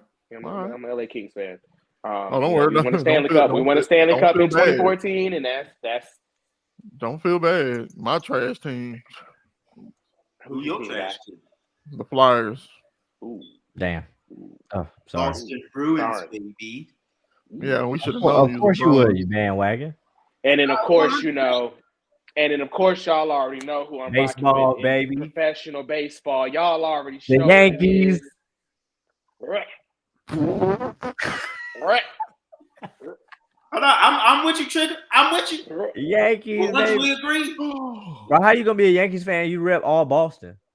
Don't ask me logistics. Okay? No, that is kind of slack. You got a Reds fan? Yeah, you need to be a Reds. Yeah, you need to be a Reds fan, bro. Yeah, how are you gonna be Boston and everything else? And Guess what? all Yankees fans are bandwagon. Guess what? There's people that are going to be watching this and they're like, what? Yeah, you might have lost a couple of fans, Mr. 211, because that's kind of hard. Yeah, What's happening? All the Boston people are like, yo, what? What's happening here? Mark Wahlberg looking at this like yo, what? John Cena is gonna watch this one day and just be like, Mr. 211 is tripping. So wait a minute. So Carlito, who is? That's right. You're the Dodgers. Yeah, I'm a Dodger fan. The team that's been cheated. The team that's been cheated out of 2 World Series, but it's okay. It happens. It happens. Because we got one eventually. It's okay. Got to celebrate one. It should have been at least 2. I knew we wasn't gonna beat the Red Sox that year in 26. That's when I knew we weren't gonna beat them that year. But that hurricane, Houston Trastros, I'm never gonna forgive them cheating us out of that ring. And that's just I'm never. I remember that. I felt like I know you remember that. It was hot. Look, I felt like they cheated us last year. Well, I was hotter than a white father finding out my daughter like brothers. We can't prove it. I feel like they cheated us last year in the World Series. Who is that? The Phillies. What happened? Nothing. Because you ain't hear what he said. Nothing. Yeah, I heard it. He was ignorant. It's hot. It's summertime. Look, AKA. Listen, y'all already know Carlito Cannon, AKA Purely Ignorant. Y'all know who it is. Y'all know. Very ignorant. Purely Ignorant. Still here. I'm still here. It's still just here. I'm the Cannon now. Wait, I remember why I don't like the Boston Red Sox. It's because I got made fun of as a child for looking like David Ortiz. You were Lil Poppy. No, nobody called me Lil Poppy, but they called me. You gotta turn it. No, you gotta turn it. See, you gotta make a negative a positive. I'd be like, well, call me. And I would have told him. And I would have told him. And I would have told him your girl called me Lil Poppy. So you gotta see. Look, I'm Lil Poppy, but I ain't little. Whoa, pause, sir. No. No, the innuendos will not be accepted, sir. They will not be accepted, sir. Yeah, listen. Look. What Sandman Sims at when you need Man. He tap dancing yourself up out of there. Look, too close to the line. I'm telling you, boy, you told that. You had put a nail over it. But seriously. We had a really good week in terms of wrestling, except for last night. Wednesday. except for last night, because AEW Brawl In was dope. It was what? Dope. Brawl In was dope. Yeah. Brawl In. Yeah, Brawl In. We're gonna call it Brawl In because once again, your boy Mr. Phil Brooks is suspended because he can't do what we was told as children, and that's Keep your hand to yourself. You really? I would like At to speak what on that. point? Somebody Okay, needs go to ahead, get Black. Hold on. Go ahead, Mr. Everybody, Historian. I would like to and speak on that. Okay, so we're let's gonna turn the lights down low and let Blackout Jones. Hold on. let's start from the beginning here. AEW All In was a dope show. Everything about it was dope, except for the 8-minute match. But everything else was fantastic. Now, in the case of CM Punk, okay, there comes a point in time where you have to be a professional. You have to, regardless of what Jack Perry said, as far as Real Glass, Crimea River, okay, whatever. You know what I mean? You're supposed to be the professional. You're supposed to be the leader. Hell, we gave you your show, so you cannot, mingle with the children that you call the young bucks. And I'm gonna call them bucks tonight. And to me personally, I was a big time CM Punk fan. Reason why I say that is because there comes a point where, man, you just have to be grown about situations, man. You can't go out here, you can't get mad, because let's face it, you go out here and you run off at the mouth. You talk about people, whether it's off camera, whether it's on camera, counterfeit bucks, Adam Page. But then when you have a youngster by the name of Jack Perry that basically says Real Glass, Crimea River at All In, you get upset about it. You get a hissy fit. Regardless of what that man says to you, you're supposed to be the leader. You're supposed to lead by example. You already got suspended once, and here we go again. You getting suspended twice. You know what I mean? Regardless if Jack Perry was in the wrong or not. I'm going to reiterate it again. You should have been a professional. And it's getting to the point now where, dude, I could care less if you come back. I could care less if you leave at this point. Because not only are you hurting AEW, but you're hurting the card. You're hurting Ricky Starks. You know what I mean? You're hurting just the lady, the women, the men that are back there busting their butts. Hey, we can sit here and we could talk about John Moxley bleeding every week, but guess what about John Moxley? He's a professional. You know what I mean? He leads by example. He's a leader. Because no matter what, you don't hear him causing any trouble or getting into it with anybody. You know, the only issue that he had was some personal demons that he was dealing with. And it looks to me that he's dealing with them, the best way that he can. You know, we make fun of that man every week. Yeah, we get it. He bleeds, but at the end of the day, he is a man's man, and he is what AEW needs, and that's leadership. And I love AEW, I do.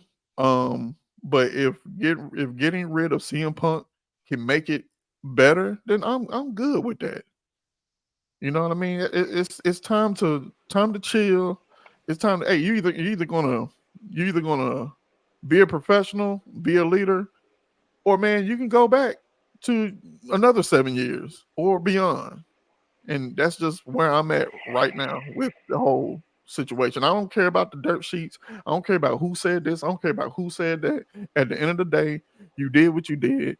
You got suspended, and that's that. I don't care. Now, with that being said, Tony Khan, I'm not going to let you off the hook either. You are the CEO. You are the owner. You are supposed to handle business the way business needs to be handled. Right. You know, you're not supposed to allow someone to just run over you, talk to you any kind of way, and you don't do anything about it. Yeah, you might have suspended him, so what? But this has been going on in your locker room. You have the women that, for whatever reason, they have issues with each other. We haven't seen Thunder Rosa in I don't know how long, and she's supposed to be on Collision. You know what I'm saying? We see the you know, we see her, you know, through the video package and things of that nature, but sounds like to me she's probably not gonna ever come back. You know what I'm saying? So you need to handle that business. Also, you need, man, look, man. I get it, you're a fan. I understand that. But at the same time, just like, for example, I'm gonna go basketball here. Kevin Garnett at one point was like, man, Nate McMillan had to jack me up because I was just in awe of Chris Webber. And Nate McMillan told him, hey man, get the fan out your system. This is a business. And Tony Khan, you have to get the fan out the system. If you really want to be what you came in this business to be, then you got to grow up. You also have to be professional. You also have to be a leader.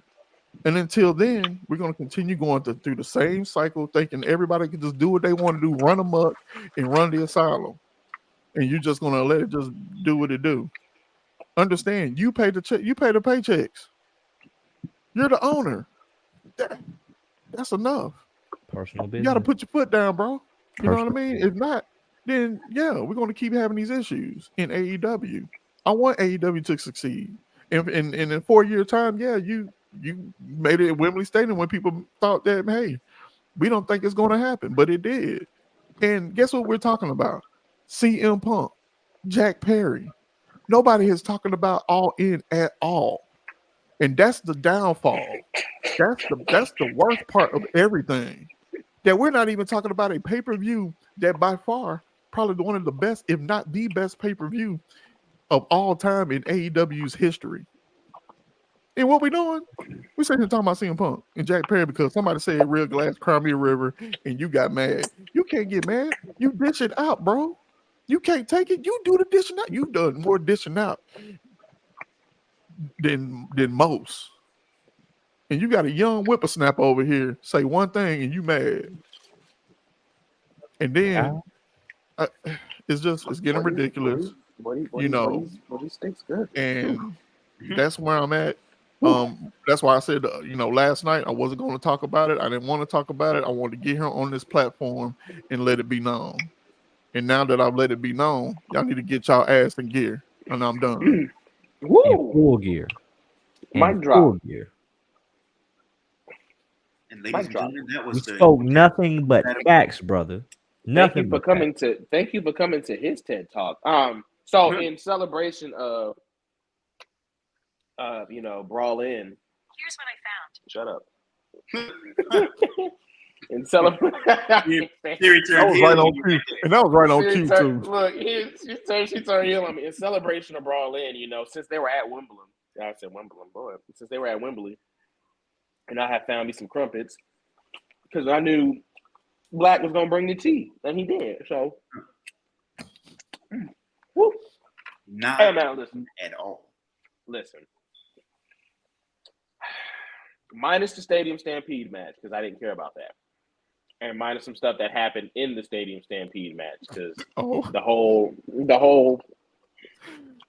Look. You know what? Very you know what tripped me out? What? Your boy did a Willis Reed. You said Willis Reed with a whole different attire on. So I'm gonna say this. Go ahead.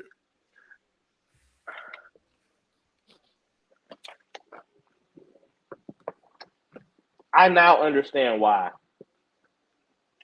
Brock Lesnar didn't want to do some stuff at WrestleMania because that was.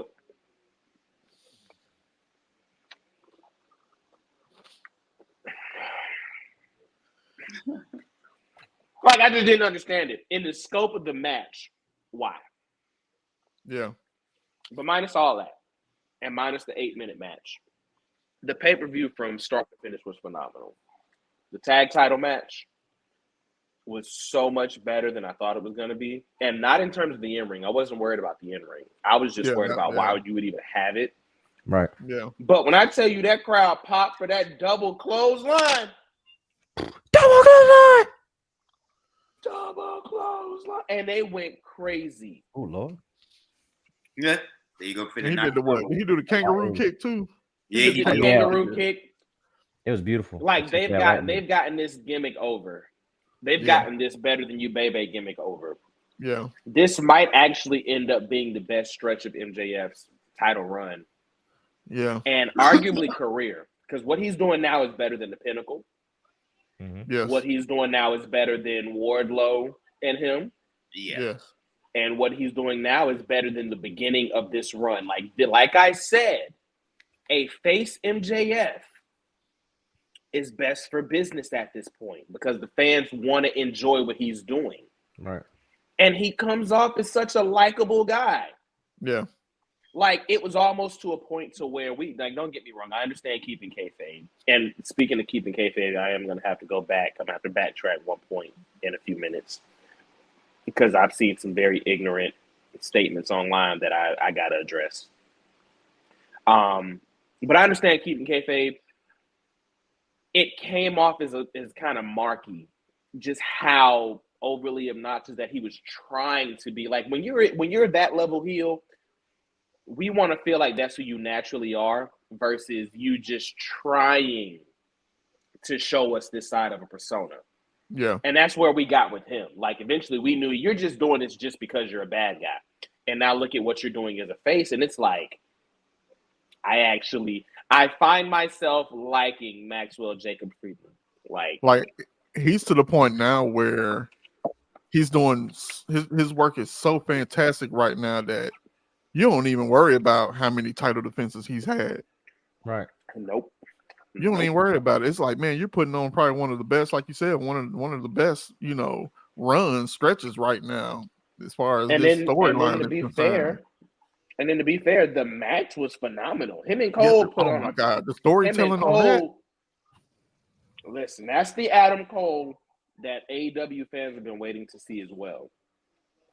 Look, when they was passing that chair back and forth, and your boy was like, I was like, bro, that was man. I popped. And the crowd just went crazy over that. Oh yeah, the crowd went crazy, and I loved every bit of it, man. Like it was, oh my God, it was fantastic. And his entrance, I mean, entrance was fire. He got a great entrance. It was dope. Like that's one, like if I know it's not a WrestleMania show, but that's one of those WrestleMania entrances. Oh yeah. But see, it's the atmosphere that even makes it better because you have the whole crowd humming your song. Yeah, that too.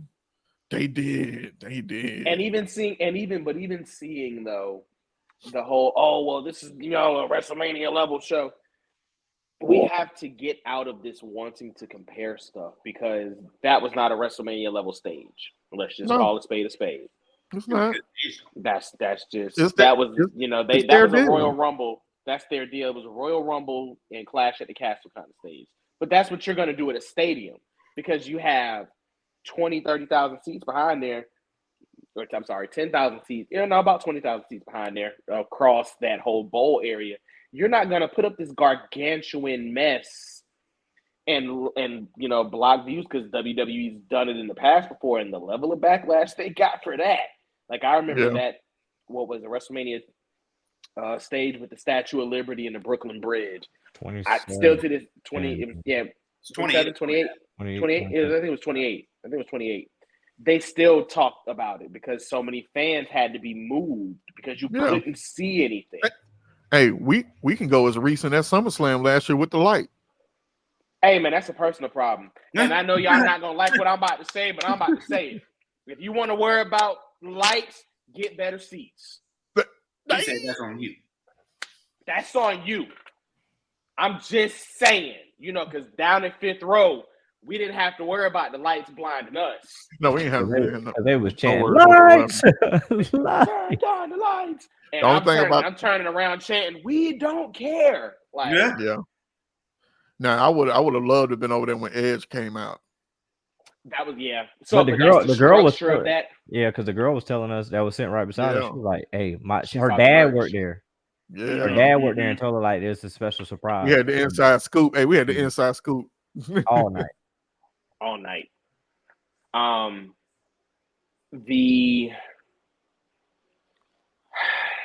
Okay. How do we feel about about Darby? Okay. Oh, I care less. I care less right Yeah. now. You mean the and- match, or you mean like overall? The match. Like, how do we the feel Coffin about the match. match? Okay, let me just touch on this real quick, Black. Bro, I don't understand. Like, bro, I get it for the fans. I get it. You know, you put your body on the line, but my God, that man's vertebrae is probably screwed. For me, some of those It's spots, gotta be. that coffin drop on the outside where Why? Swerve moved. I said, what Why? in the world? I don't think he's not going to last long. Oh, This no. industry. Darby's career Jeff is gonna Hardy. end sooner than Jeff Hardy's. Yeah. And Jeff took some monstrosity Yes, he of did. bumps, but Darby is taking worse bumps than Anybody. how do we call him Perk Angle? I don't want to call him Heroin Hardy. Well, I would say No. I would say Spike Dudley bumps. Dog, he took some. Because Spike They got was they got a montage of bumps. I feel like they Spike ended got up bumped down. Just stuff that Spike took. Spike got bumped down. And I'm talking about from I don't ECW on. And it's crazy because I remember every single one of those bumps, but I don't remember him taking that many. Yeah. Like, it's weird. Like, in the scope of it, I don't remember it, but I remember watching every one of those. Like, But see, my thing is, once you get labeled as a rag doll and you able to take these bumps, they're gonna want you to do like I could look honestly. If there was a bump between Jeff Hardy and Spike Dudley off the top of the Raw monitor or the Titantron down onto the stage through tables, they would have done it. But I mean, Jeff did do the one from the side of the Titantron on Randy. He He did. That was hard. I mean, New Jack, same with him. You know what I'm saying? Once he started diving, they wanted him to dive more and more and more. Yeah, but I think you got to get out of that though. Like, bro, like at the end of the day, yes, I get it, but he gets so courageous. Like these side spots that's on the apron, they get a lot more little dangerous when you seeing how he's landing on his neck, his vertebrae. Mm-hmm. You got one good time. Like I ain't gonna lie, with Will Ospreay, I thought when he landed on his head, when Omega got him, scared. Because I think his arm went numb. Because he was like shaking out his arm the whole time. I'm like, bro, like these spots that is. And we're gonna talk about Jericho and Ospreay because that was. But I just feel like the coffin match just didn't really have any. It didn't value them. There was no reason for it. Justice because his hair was still out the casket. Yeah, his locks. Yeah, one of his locks I think got cut off. Sting came out to his old theme. So I am, and y'all know I am Mr. Sting. Yeah. I do not like Seek and Destroy. You don't like that one? Oh, I love it. I didn't know what I didn't know what was going on. That is the Sting that. Let me not say I don't care about because I care about his entire run. WCW, but that's WCW. Yeah. That is post NWO and post NWO Wolfpack Sting. Vampiro. That's Vampiro Sting. That's 99 2000 Sting. I Yeah. don't care about that Sting. Yeah. So when I heard that theme, it took me back to the moments of I'm only watching this thing because he's wrestling, but I don't care about this thing. So that started that match off bad for me because I was just like, well, the Sting kind of started off bad too because it felt like Sting, Darby had to tell Sting some of the spots and you could hear it, and he would just tell him like, "Hey, go to this spot," and they kind of got bungled up. I mean, but not only that, I think at this stage in Sting's career, like we just watched an interview where Charlotte said she's just learning how to step back and appreciate the journey. I think Sting was, and it's crazy. And I'm about to say this because he's done a WrestleMania now. Mm-hmm. You know, he's been overseas, but I think Sting was in awe of that crowd as well. And it just was one of those, he was enjoying the moment because he doesn't have too many more left of these. I give him maybe like 2 years max. This is his swan song. So I'm appreciative of the fact that he was even there. But I think, you know, the moment was so big for him because you could tell even in the entrance, him looking around, he was like, wow. This is it right here. This is it, which is why I love this show. Because you got guys you got guys on that show who would never be able. They're not. Let me just call a spade a spade. There's guys on this show who will never have made it to a WrestleMania. No, they wouldn't have. And you could tell. You could tell just how they were looking when they were walking back from the ring. They just did this. Like wow. Like wow, we actually really pulled this off. Yeah. So I think this is why I loved All In, because in the scope of professional wrestling, we as a whole needed a show like this to get out of WrestleMania, to get out of Starrcade, to get out of Wrestle Kingdom. Like this was just, and Eric Bischoff said it, this was an indie show on steroids. There is nothing wrong with this being an indie show on steroids. I enjoyed it very much. I enjoyed the show. I enjoyed the show more than I've enjoyed either Forbidden Door. I would say that. I would say that. Like and they did it with their talent. Right. With their talent. This was not a, now of course the matches were thrown together. Of course, we got All Out this weekend, which still makes absolutely no sense. It shouldn't be happening this way. Gotta breathe. They're not letting us breathe. You can put All Out on Dynamite next week. Dog, because we already know the new face of TNT. The 4-time TNT champ. You cannot be the new face when exactly, Mr. 211. When you've won the belt and lost it multiple times be. already.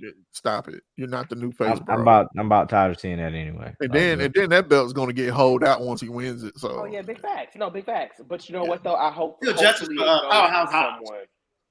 To me, I would have gave it to Orange Cassidy after he drops.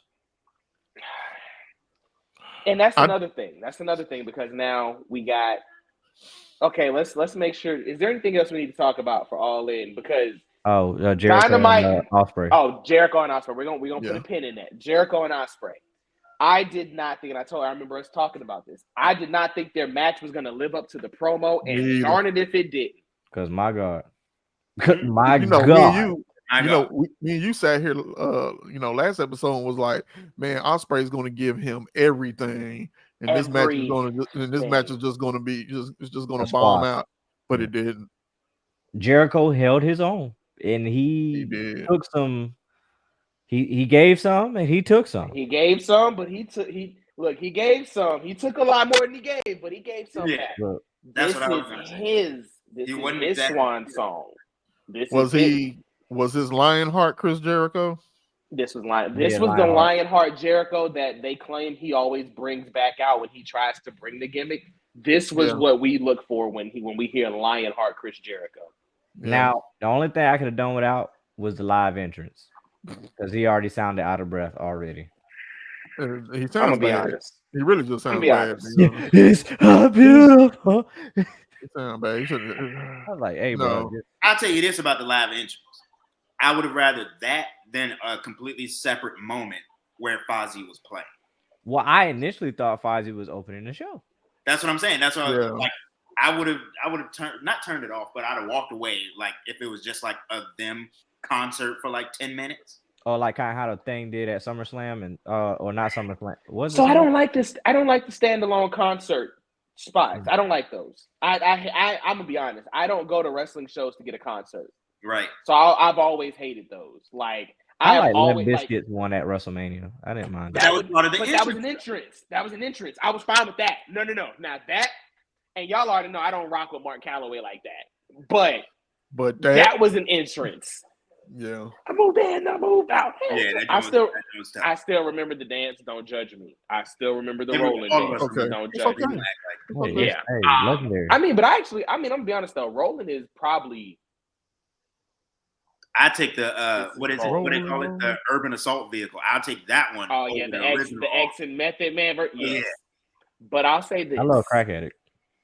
I'm gonna put Taker coming out to Rollin' in my top 15 all-time themes. Which Rollin' was it? Was it the fast Rollin' or was it the one? He came out to Rollin'. No, he came out to Rollin'. He didn't come out to our Rollin'. Yeah, our Rollin'. Yeah, urban assault vehicle. Yeah, it was the urban assault vehicle mix. No. It was Redman, Method Man, DMX, and that was an urban assault vehicle. But I'm talking. What did they call the regular one? The air raid assault vehicle. Air raid assault vehicle. Yeah. But I put Taker coming out to that theme in my top 15 themes of all time. I remember, especially the intro when you would get the boom boom boom boom. He's here. Yep. I love that. I'm an American Badass fan. So which is crazy because that was Mr. All Lives Matter, and we didn't even know it at the time. When he did have American Badass, though, I don't. And he came out with He came out with a flag. I mean, but whatever. Well, Osprey was American Badass. I mean, excuse me, the UK Badass. The UK Badass. Will Osprey. Oh, okay. Yeah. Oh yeah. Also, TJ. We gotta give you a shout out in a second too. But I did not expect Jericho to show up and show out that way. I'm happy for him. Because like I said, this is probably his swan song. This is one of those last performances you're gonna get from him in that style of wrestling. Period. Yeah. So congratulations to what they pulled off.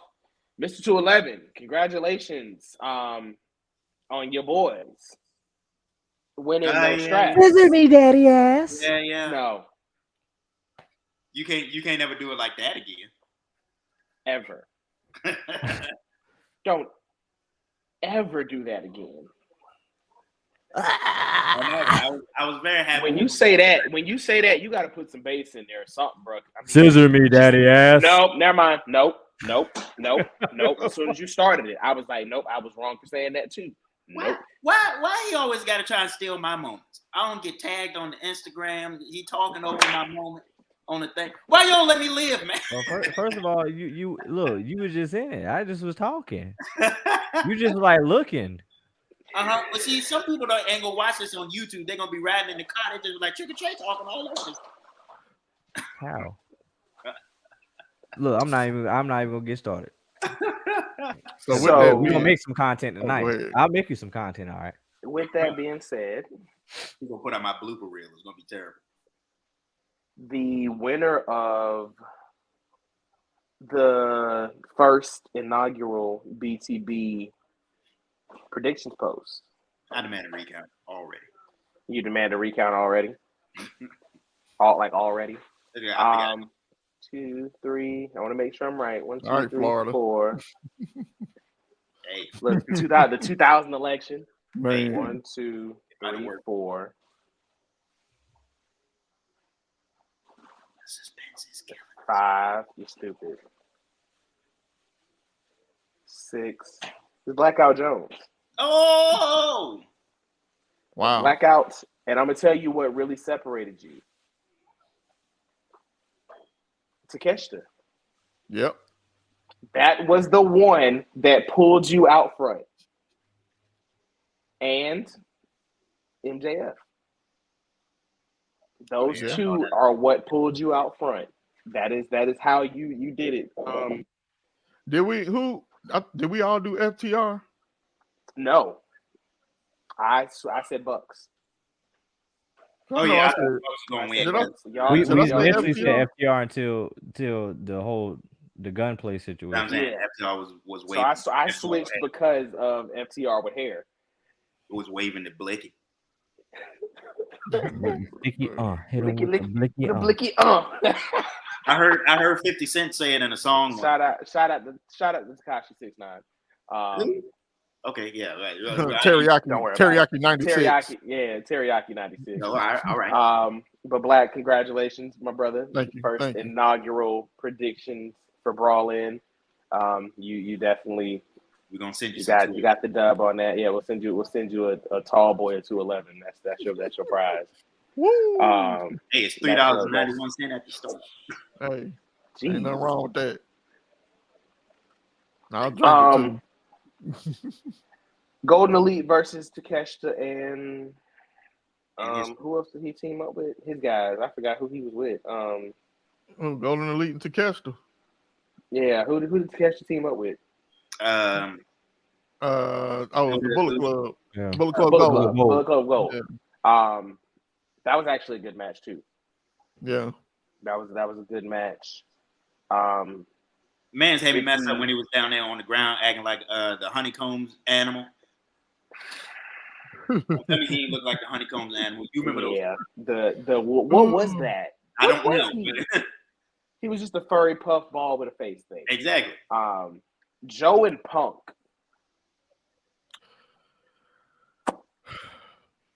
Punk is great at those kind of matches, but the match wasn't great. Mm-mm. The match was just kind of what it was. But Punk Punk is great at those, especially the John Cena tees and like he and then Samoa Joe hulking up and the Samoa Joe moving, like the tees for him moving and then going out and then actually pulling off the move. That is a top tier underrated storytelling moment in wrestling. Yeah. Like I am sorry, but I don't think we appreciated it for the last 10, 15 years, and now we are. Right. You're going back and seeing some legendary Samoa Joe movement moments, which is dope. Yeah. But I still don't like that match being for the Real World Championship, especially now because your Real World Champion is suspended, which is why I was saying this is stupid. Yeah. How long is he Stupid. suspended? They never release how long. They never Tony care. never releases suspension terms. He just says people are suspended. I don't care. And guess what? You can't strip him of the belt because it don't matter. Because he's not even a champ. He's basically probably going to be a 90-day, maybe. I don't know. But if it's a 90-day, they might as well do a tournament. But please don't do another tournament. AEW is the home of tournaments. I'm so tired of tournaments out. Yeah, we got a tournament for winter is coming to figure out who's going to face MJF. Yeah. We got a tournament for Owen Hart Foundation. We already had that one for their show Grand Slam. They're going to do a tournament for that. We got the Battle Royal to figure out who faces MJF and Cole at All Out for the ROH side. Like, it's just too much tournament format and Battle Royal format for me. So please don't do another tournament. But this is why I stated so expressly that calling him your Real World champ was stupid, because now you devalue, once again, your actual world champ. Not to mention, apparently, and we do our best to stay away from anything spoiler related, but now that it can't happen, it's no longer a spoiler. They were supposed to main event Ricky Starks and CM Punk for the Real World Championship at All Out on the same card as MJF having a match. It's just stupid. So now that makes Ricky piss a little bit even more. Like, Ricky loses a headline. Ricky loses a headline match because there's no other match now in the Chicago market. There's no other match that's going to give him the headline the way that would have. We know he was it was the main event. Right, it was the main event. That's a major because the belt doesn't matter. It don't. Don't matter. But the main event, being in a main event match, that matters. And so now slow to push a little bit, and now you have to wait. So now where do you go with Ricky? Because we don't know how long Punk is going to be off TV. I mean, who are you going to set him up with Collision on? And this is another issue you're having.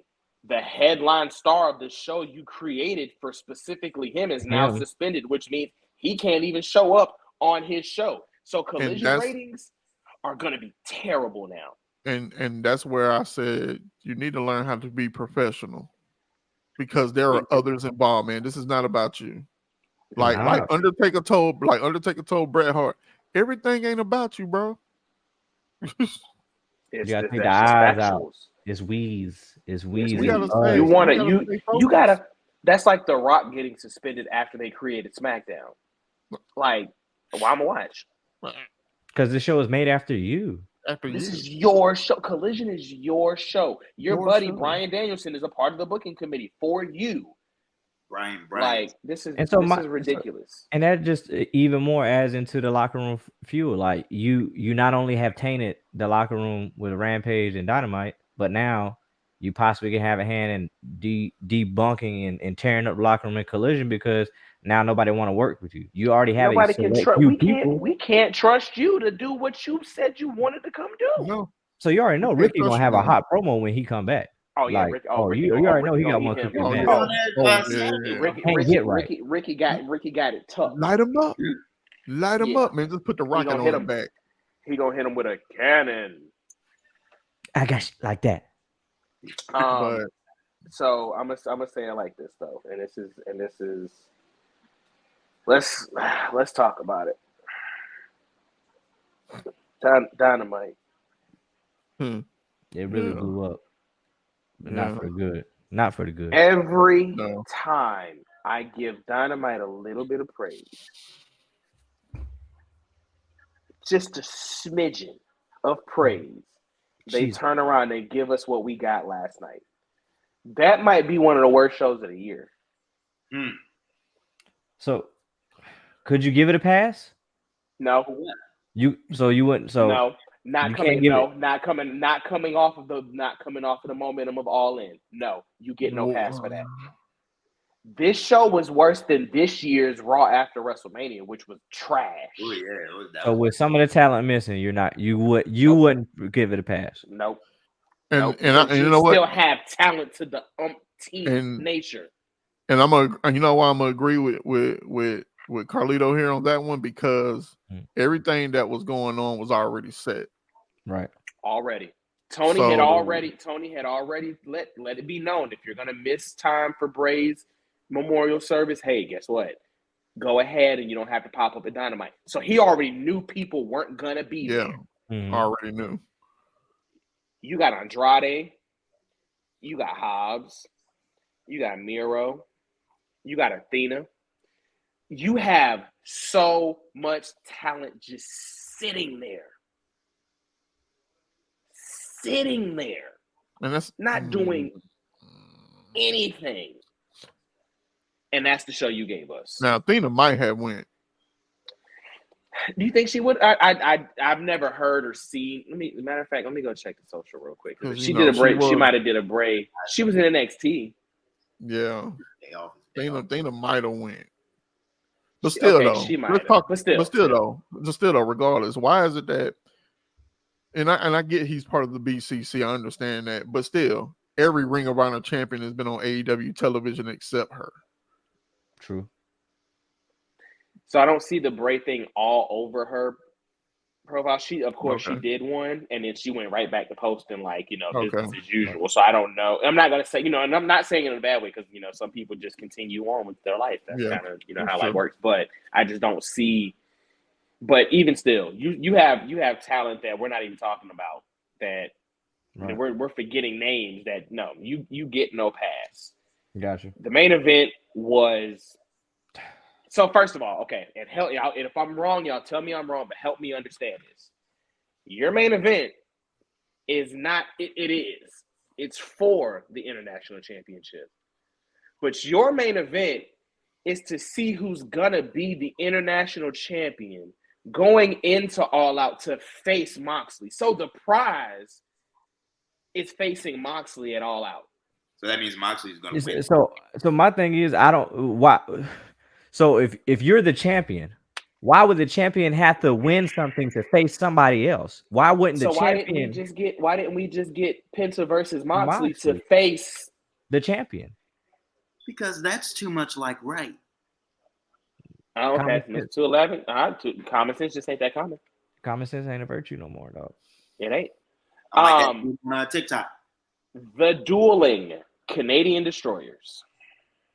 No. We don't have that. We don't need that. That's not. No. We don't need that. Okay. No. What I'm saying is that don't do it ever again. Don't do that ever again. Who came up with that sequence? That's what I want to know. Don't do it again. I need to know. I need to know that was probably Pat Buck. Well, he need to chill out. You know what? Pat Buck did the MJF Adam Cole match. Well, if he, I pray he didn't do this thing.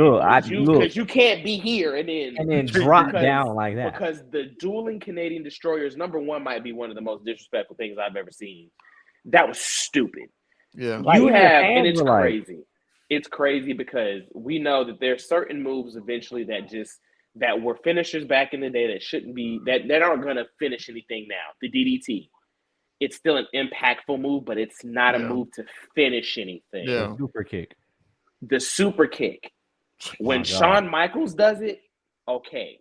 But anybody else, it's just a move. We can even take this back to the elbow drop.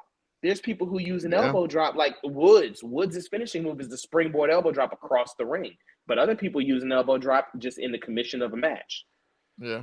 The Canadian Destroyer at one time, next to the C4 up on Paul Burchill, which is another move that has the Spanish fly for y'all who aren't up on wrestling lingo. Thank you for that. You're welcome. So Paul Burchill, Pirate Paul Burchill, used to use a standing and not even like running and using momentum. Used to just set up a standing Spanish fly as his finishing move. Clean. Those were the two most impactful, impressive, and iconic finishing moves of the ruthless aggression time frame, the mid 2000s. Those were shout out moves. to Petey Williams. Shout out to Mr. Petey Williams for the Canadian Destroyer, because there was a stretch where, and I'm gonna say this, young AJ Styles, the only real credible threat outside of Samoa Joe to AJ Styles in TNA wrestling was Petey Williams and that Canadian Destroyer. And that was facts. That was a move. Chris Sabin and Petey Williams built an entire rivalry up on the fact that Chris Sabin was the only wrestler in history that could counter the Canadian Destroyer into a move, and that was because he dropped down and hit him with the cradle shock. But the whole story for 3 months was that Petey Williams never hit Chris Sabin with the Canadian Destroyer until the championship match. That's how big that move used to be. Yeah. Now, when was that? When was that? This is around 03, 04 TNA. Yeah. This is early. This is Fox Sports Net Impact Wrestling. Because my point it wasn't that long ago. It's recent. It was barely 20 years ago. This is recent memory. This is Chris Sabin with the shorts and the moppy haircut, and Petey Williams with the bowl cut with the baby hairs. And Team Canada, when he would hit this right here, let the world know the match is over, because the Canadian Destroyer was as protected as the End of Days was in this generation.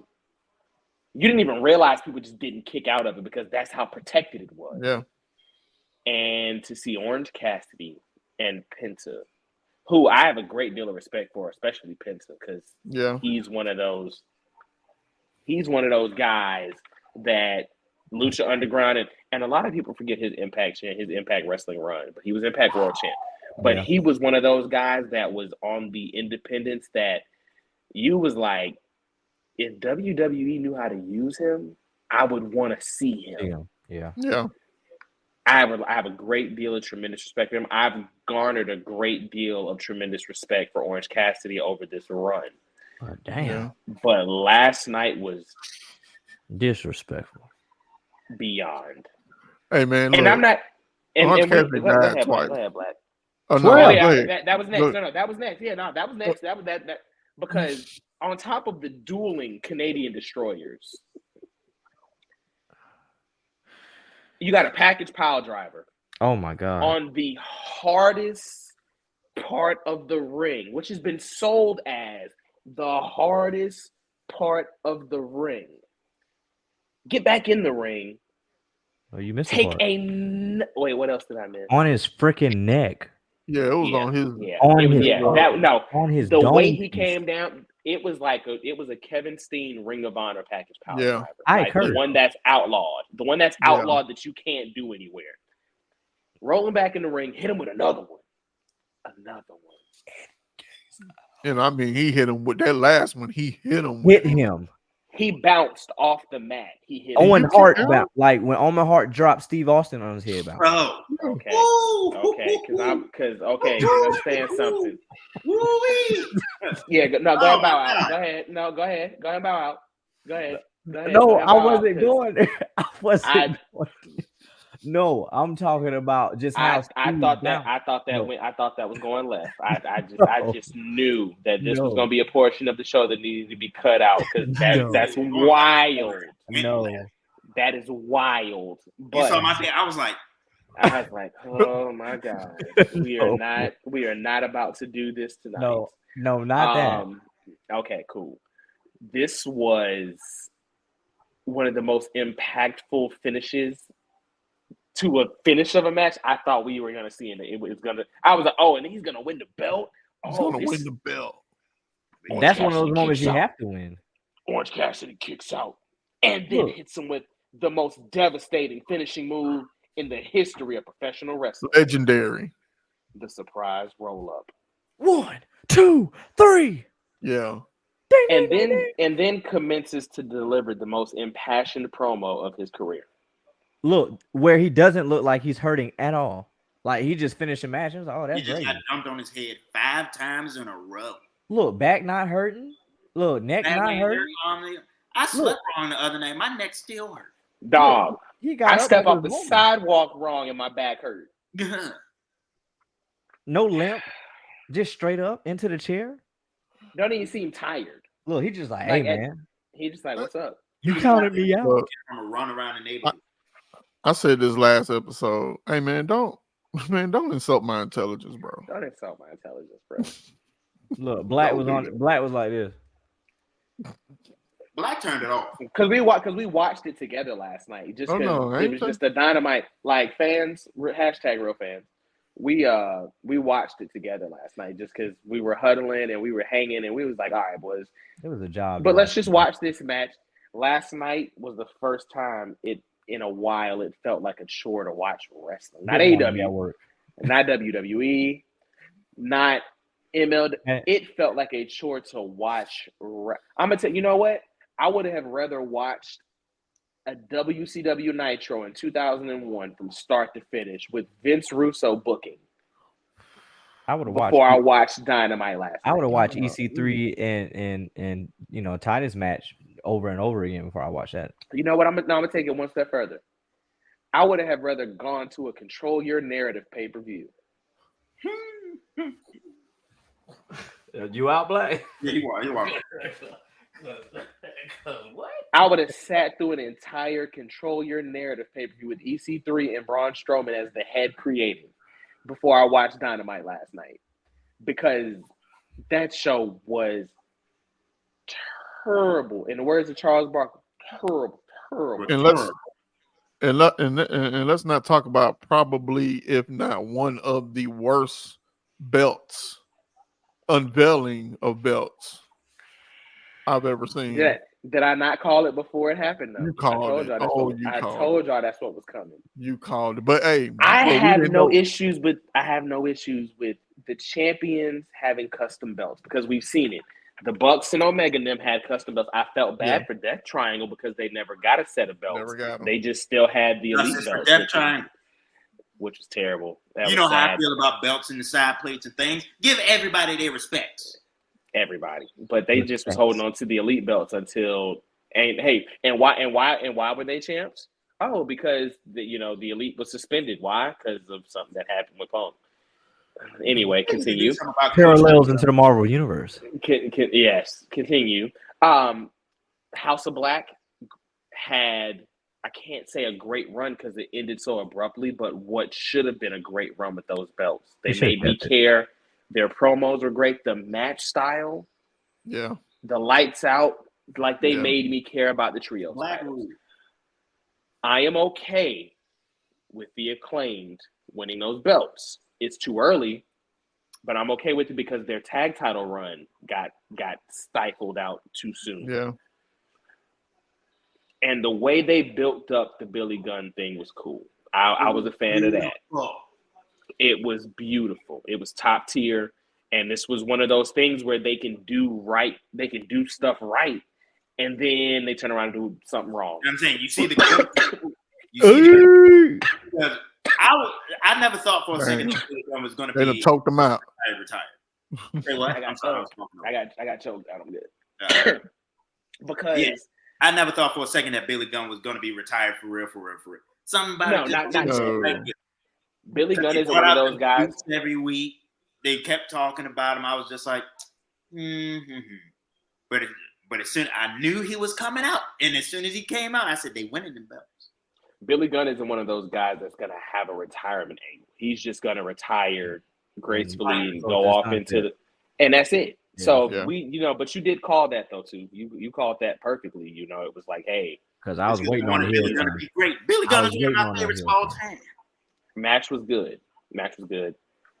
And Billy. Then we get to last night. Guys got belts in 2023. Billy Gunn and Jeff Jarrett. And Eddie Kingston. Yeah, Eddie Kingston's not one of my guys, but okay. Yeah, he's my guy. Yeah, well, all right. Well, can my guy Sean Spears get a belt then? Darn. Sure. Book it, Tony. Okay. Book it, Tony. Give him the international. You know what I mean? Never mind. I'm not gonna say that. He from Hey, America? make him the new face of TNT. Look, You know, that's one of those things. Let me speak real quick. That's one of those things that I don't understand. Like Sean Spears could be one of the greatest. You know what I'm saying? And professional wrestling is a world where everything is given to you. So what is someone doing that they're not giving the world? I know they can't give it to everybody. They can't. But when he came in, you're not going to tell me that Sean Spears and Cody wasn't one of the hottest angles in professional wrestling. And that's what when he cracked Cody, noggin up. But I'm going to tell you where the misstep came. The first misstep came in. He lost the first match. Yeah. Take the momentum right out. Yeah. Just because at that point, then guess what? We no longer can. You're not a threat to Cody. Yeah. Oh. You take that L, it's a wrap. And then the crazy thing is because I'm such a Sean Spears fan, I'm going to say this, and people probably aren't going to remember this. They wrestled again in the TNT title tournament. Yeah. Oh, okay. Have him advance and go over Cody. So now you have to have a rubber match. Let's do a callback because Sean Spears was still going by the chairman. Let's do a callback to that moment and get. Nope, Cody went over again. Yeah. Well, she fire. You see what I'm saying? Let's put Sean Spears in the pinnacle. Oh, cool. So he's going to be their mid-card guy. Nope, that ended abruptly. But that's what I'm saying. It's always a revolving door of the same people. Why is Darby Allin about to win the joint for the fourth time, and Sean Spears ain't even sniffed that? Fourth. You see what I'm saying? Like, help me understand why Darby Allin's about to win this belt again. Like, I just don't see it. Tony, it ain't got nothing for you. That doesn't make sense to me. Let's do something with you. You know what I'm saying? You work with me, I work with you. We do something, and then give you a little bit of burn.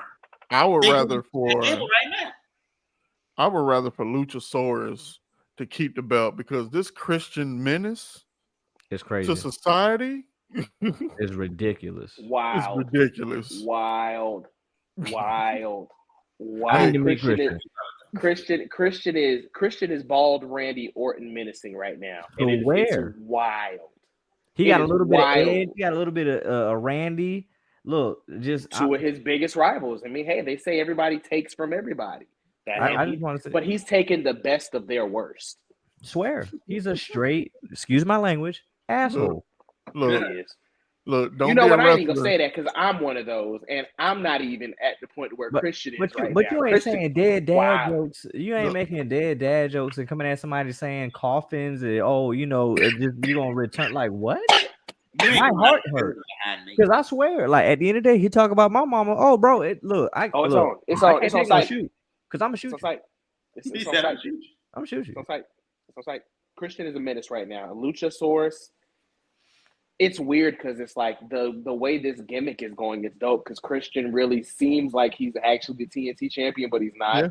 And Luchasaurus is handling his business in ring. So it's like this gimmick is working. Why are you about to get? Now, I will say this. If they pull a swerve and have him destroy Darby, I'll be happy. But we know who's going on. We know who's going over on that. Now we know who's going over on that. We're going to do a prediction show for All Out, too. Because that'll take us 20 minutes because we don't care about that card. 15. Maybe 15. 10. Look, maybe. I'm going to just eat all mine. But I'm going to say this.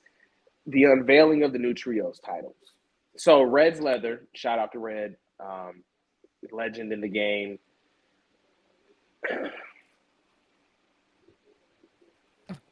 I knew the straps were going to be pink. Yeah, you said it. Hey, it wasn't just any pink, though. That was Barbie hot pink. Yeah, but they got the scissors on the back. That make them cool. Man, bump all that. Let me wait. I'm trying to build into it. Wait a minute. Yeah, bump all that. It was sitting on the podium, and he pulled them off. First off, disrespectful because they tossed the old trios titles just like trash out the ring. Y'all got to do AEW. Y'all got to do better about treating them titles with respect Because 2 Word. years in, some of y'all belts are looking atrocious, dingy, dingy. looking like some Air Like Force Ones that's been yeah, out too long. that had the sock in the front, not the Hey, shield protector, but when dirty you put the sock in Converses. and it puffle up, yeah. Dirty Converse. Yeah. I said puffle. I said puffle up. I made a new word, puff and bubble, puffle. Boy, I did. No, seriously, because because when you put the sock in the front, it would become a circle. So after a while, because they came out with the force fields, which is supposed to help the crease from not happening. But when you fold the sock and you put your foot in it, about 2-3 weeks later, your force got that mean crease in it, and you got a bubble coming across it. You're like, But it was puffy too, because if you you take the sock out and you put your foot in, it was just a big old puff ball just around your foot. But no, seriously though. Throw the titles out the ring, pull the sheets off. Pink belts. Knew what was happening. Hey, it's cool. You know how some things when it's gonna happen, you just kind of already brace yourself. Yeah.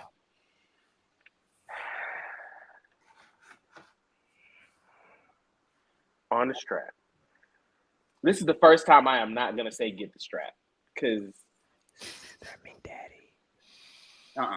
Don't shoot. Man, what? That's strike 3, bro. Put him out. Put him out. Like I wish I. Yes, thank you. Wow. That's strike Thank 3. you. Like that's strike 3, bro. Like you did this. Like You did the soft one, you did the deep one, and then you whispered it. No. Actually, no, it was the soft, hard, and deep. Bye. Thank you. That was a whole pause. Bye. Yeah. Pause. Get out of here. Pull the. Why are you pull back? no, leave. Like Why no, are you back? seriously. Why are No, you back? like leave. We gonna figure it out. You ain't coming back till we want you. But no, Oh, seriously. you no, want seriously. me? Oh, there you go. Pause. Ladies and gentlemen, the show. Oh my rails. Buddy, we're trying to do a show is- here. It is going off the rails, which means we're approaching that portion of the Yeah. show where we got to start to wrap it up, B. Yeah, So wrap we're it gonna up, start B. to wrap it up. Wrap it up, We B. should get a real wrap it up box. Yeah, somebody make one. I'm gonna get no. I'm gonna order. I'm gonna get one. I'm gonna make one. I'm gonna make one. And I'm gonna throw the red light in it, and I'm gonna push the button, and it's going. The straps not only had scissors on the back, but they said, "Now you can come back and say it, bro." Scissor me, daddy, yes! He really could He not was wait ready. to say that. Like he was so ready. The strap says it though. Yeah. Like it actually, like somebody actually crafted the whole belt and cut and designed Scissor Me Daddy Ass. I mean, I like the scissors on the back of it. It's funny. I bet you do. No, don't talk about me. All the stuff you didn't just say. Yeah, I own up to it. There you go again. Not letting me live. See, You are bro, living. you gonna This is the civil Let war that of man the live, bro. You are living. let that man live, dog. Please let me live Okay. till I say something questionable. Is this the worst belt design ever? No, No. Mm-mm. No. we live No. in a world where the 24. It's just awkward. Like, So let me It's rephrase it. unique, but awkward. Is this the worst worst strap design ever? of modern, Yeah. like in the modern, like right I now. think ever. I think it's the worst strap design The ever. worst strap ever. What you mean? I think it's the worst strap. Am I the only one who didn't like that? Not talking about plates. We're just talking about the strap cut. Strap, Strap. yeah. Right, I didn't like the strap cut either. Jesus. Why are you hating on R-Truth 24/7, I I-95, love R-Truth. 267, I wanted that shirt that said "Truth is 24/7" because I understood. 365, I-95, I-84, U.S. open weight, never stop championship that. belt. It never stopped. All that. I'm not Why hating you hate it that all. man belt? I just didn't like the fact that it looked like a WBC championship. It It did. did. No, it did, though. It did. It Yeah. did. It did.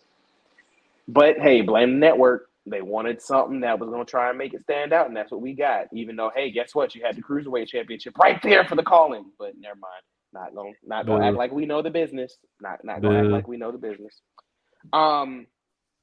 Hey, it could have been worse. It could have been the Heritage Cup. Because I'm so tired of those matches. Yeah, They that's could've the ugliest belt in all the They rest. could have put a big scissor on the actual plate for God knows how. Look, That's it, bro. But the fact that the straps line up in all three and you can scissor them is stupid. Yeah. That is Bro, one of those things where, hey, being a fan is unnecessarily hurting you, Tony, because you should have never signed off on that. No, you'd be like, oh heck no. Heck no. I mean, I'm all for everything. I think it's pretty cool. So I think the belts are just gonna fall off their waist. They're gonna be on over the shoulder belts for me. Yeah. Yeah. Little I hope they loose, don't have them long because I don't want to see them. I don't want to see them prolonged. I don't want to see them by the end of the year. It's time. I'm good. Winter But is the coming. issue is they need to lose it before winter is coming. the issue is there aren't many trios left now. I remember there was a stretch where there was as many trios in AEW as there are stables in WWE right now, and now it's like you got House of Black, you got the Acclaim. Yeah. That triangle is out because Pac is injured. Yeah. You could do Bullet Club Gold, but I mean, which three? the Guns and Juice. Juice, yeah. Because Jay is definitely Jay the the head. mid Carter World title. Yeah, he's the head. And I mean, you had AR Fox and the And Young Swoop, Cats, yeah. but they left, and then you had AR Fox, Swerve, and possibly Brian Cage's Mogul Embassy. They kicked AR Fox out, which we ended up finding out he couldn't make it to Canada. I mean, not Canada. not all in. He couldn't make it to Wimbledon. Yeah. So that's why he ended up getting kicked out of the group, which sucks because that should have been a showcase match for AR Fox at this point in his career. Like I said, issues or something. I didn't know that. If I'm not mistaken, I think it's why didn't AR Fox make the trip? I just thought they kicked him out the match.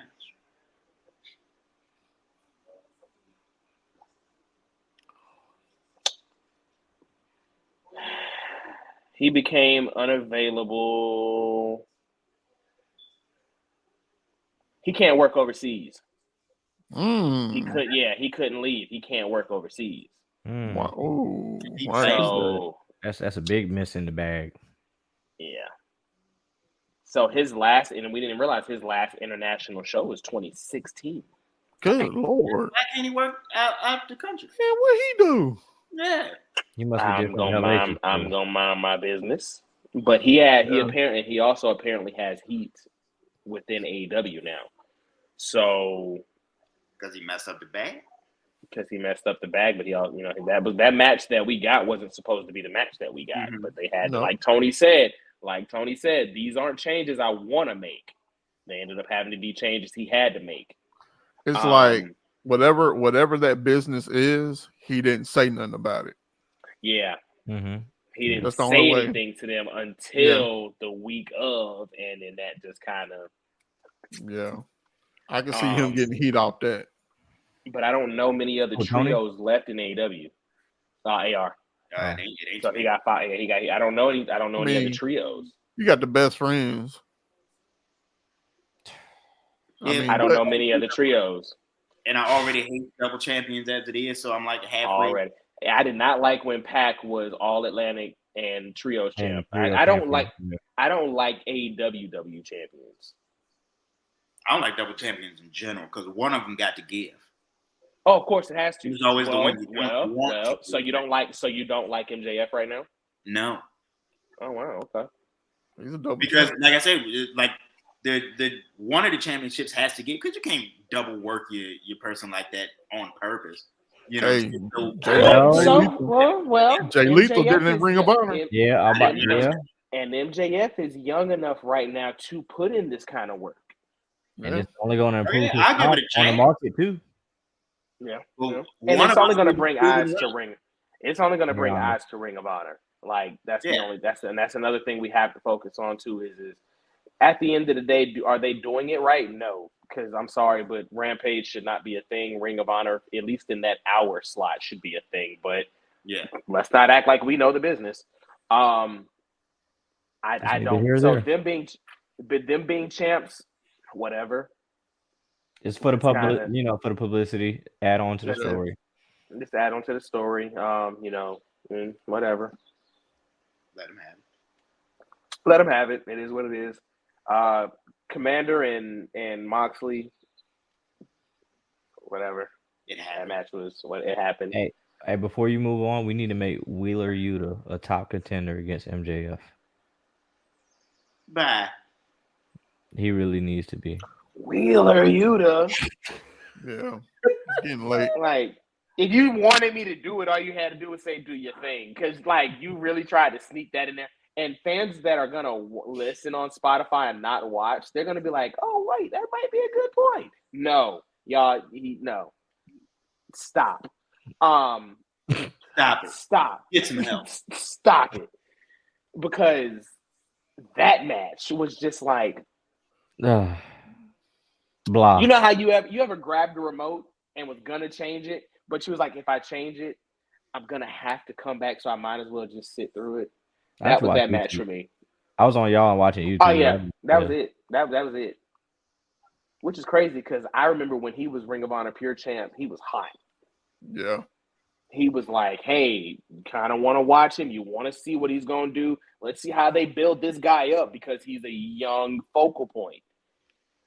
Also, sorry, forgot another name I keep forgetting just because they haven't done it yet with him, but a focal point of the future in the whole Montez Ford thing, Austin Theory. He'll be another 5 to 7 year. Matter of fact, that's going to be my last ending point for tonight. I'm gonna go through and define that. But Dynamite was trash. Yeah, it was trash. It was trash, and that's Mr. AEW. So if for him to say that says a lot. 3.5. Yeah, 3.5 out of 10. Don't recommend At all. Do not at all. Don't watch Dynamite if you can help it. Check out Collision on Saturdays. Check out, whatever. Because I'm done giving them props for them to make me feel like how this makes me feel again. I'm done because there's no reason why this should have happened. So I want to kind of clarify a statement I made earlier in regards to Roman Reigns and his title run. So in WrestleMania era, he did break the record. Yes, in the WrestleMania era, yes. But overall, he has until pre-Mania. Overall, he has until about September of next year to break the record. Well, that ain't happening. What are you talking about? That's not happening. Yeah, that's to not break happening. Hogan's to surpass cumulative his cumulative record, right? Yeah. Yeah, that that's ain't happening. Hogan, like what, 14 something? 1472. Yeah, that ain't happening. Roman's all like, oh yeah, that's a whole. Well, it might be 1474. That's almost another. That's you might as well say that's another year. No, that's a whole year. Yeah. I'm not. Listen, and we are. No, technically, it is. No, it is it's another year. Yeah, it's another year because September 1st, right now. So, well, in an hour and 2 minutes, but we are officially at that point where we're diehard Roman fans, loving the bloodline, love it. I'm not doing another year of Roman as champ. That's not happening. That's just not happening. Got too many guys that's at the top that can grab and take that belt somewhere too. I mean, yeah, we don't need any more long runs after this. This is once in a lifetime. Absolutely. And maybe in like 20, 30 and years. Gunther. Yes, and Gunther. Excuse me. You know what I think it is? Gunther finished. I said this back when the New Day had broken the longest tag team match. They're doing it for this generation. Right. For this generation. And it makes sense. This will happen again. We won't see it.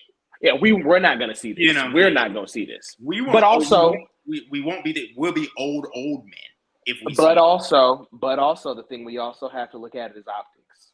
They're doing it for this generation, yes, but look at the names that they're erasing. The honky tonk man, he's gotta go.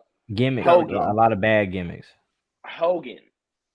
Optics, sorry. He's got to go. The names that they're erasing are people who are no longer, they're attempting to rewrite record books so that the names that are talked about in reverence the way we talk about a Hogan, a Savage. Right. The names that we're talking about now are names that are still going to be synonymous with the company 30 years from now. Right. God forbidding, and knock on wood, Roman's not going to do anything to jeopardize his legacy. Gunther's not going to do anything to jeopardize his legacy. The New Day aren't going to do anything to jeopardize their legacies. The Usos aren't going to do any. Well, they Xavier Woods they did not have. jeopardize. Xavier Woods did not jeopardize his legacy. No, he did not. Huh. Stop Maybe it. he made it better. Well, Yeah, no, seriously, because he's a when you little talk rated about, R. You know. let's talk about it. Not really. But the Usos aren't gonna minus the DUI. infractions. Yeah. The infractions. You gotta call it like how Right. it is. You know. Minus the infractions. You gotta have the blue They're burrito not. trade tonight. I mean, dog. I mean, Minus the we infractions. report Minus the real news. infractions. Minus DUI. the infractions. Minus the infractions, the Usos aren't going to do anything to damage their legacy or the Bloodline's legacy. The names that they're doing this with, it's to help solidify the company's optics 20 and 30 years from now, because we're going to be telling our grandkids about this Roman Reigns title run. Mm-hmm. Yeah. Like, They're gonna be like, Pop. They're gonna be like, Papa, y'all really actually like that? Understand something? You have no idea what we witnessed. Them ones. you ain't know what we At good. 30, Get here. 30 from now, Black, you should be a great grand. Don't do him like that. You're no. Well, no, because he already has a kid. Yeah. He already has one. Let's say 18 to 20 years from now, God willing, if she's married, prayerfully, let's do it the right way. Not a knock against anybody who's done it the other way. Yeah. But, she'll be married and be starting a family. 10 years after that, she'll maybe. So he should be a great grandfather by then, telling his family, this Roman Reigns run that I witnessed and what y'all are watching right now is not the same. Mm-hmm. Like, that's just, and that's how that's. But speaking of Roman, and this was my point I said I wanted to come back to earlier. You fickle once again. Roman wasn't there on the stage for the Bray Wyatt tribute. Okay. Number one, and I mean number one. Y'all are some of the biggest crybabies about keeping up kayfabe. This does not fit Roman character to be there. There is no reason why Roman had to be there. Oh, well, he's the face of the company. How do you know what Roman did behind the scenes? How do you know? Exactly. How do we, like, just because he wasn't there, oh, man, Roman, he doesn't care, and he's not really facing the company. I'm disappointed in Roman. What? Exactly. Because he wasn't on stage? That's like you saying you mad at Alexa Bliss for not coming because she couldn't get a last-minute flight to get there, even though she wanted to be there. Just saying. And she's pregnant. A whole prep. Just saying. Child. We've been seeing multiple dirt sheet reports that Roman personally gifted Bray's family the Blue Universal title. Yep. We don't know if that happened at SmackDown. We don't know if he went to their home. We don't know what he did. But this is why, and this is how wrestling fans get picked on, and all y'all make it too easy for people to come at us. Shut up. Do we know if that happened for real though? Did that happen? We don't know. It's just speculation. Once right again, also, we shouldn't know.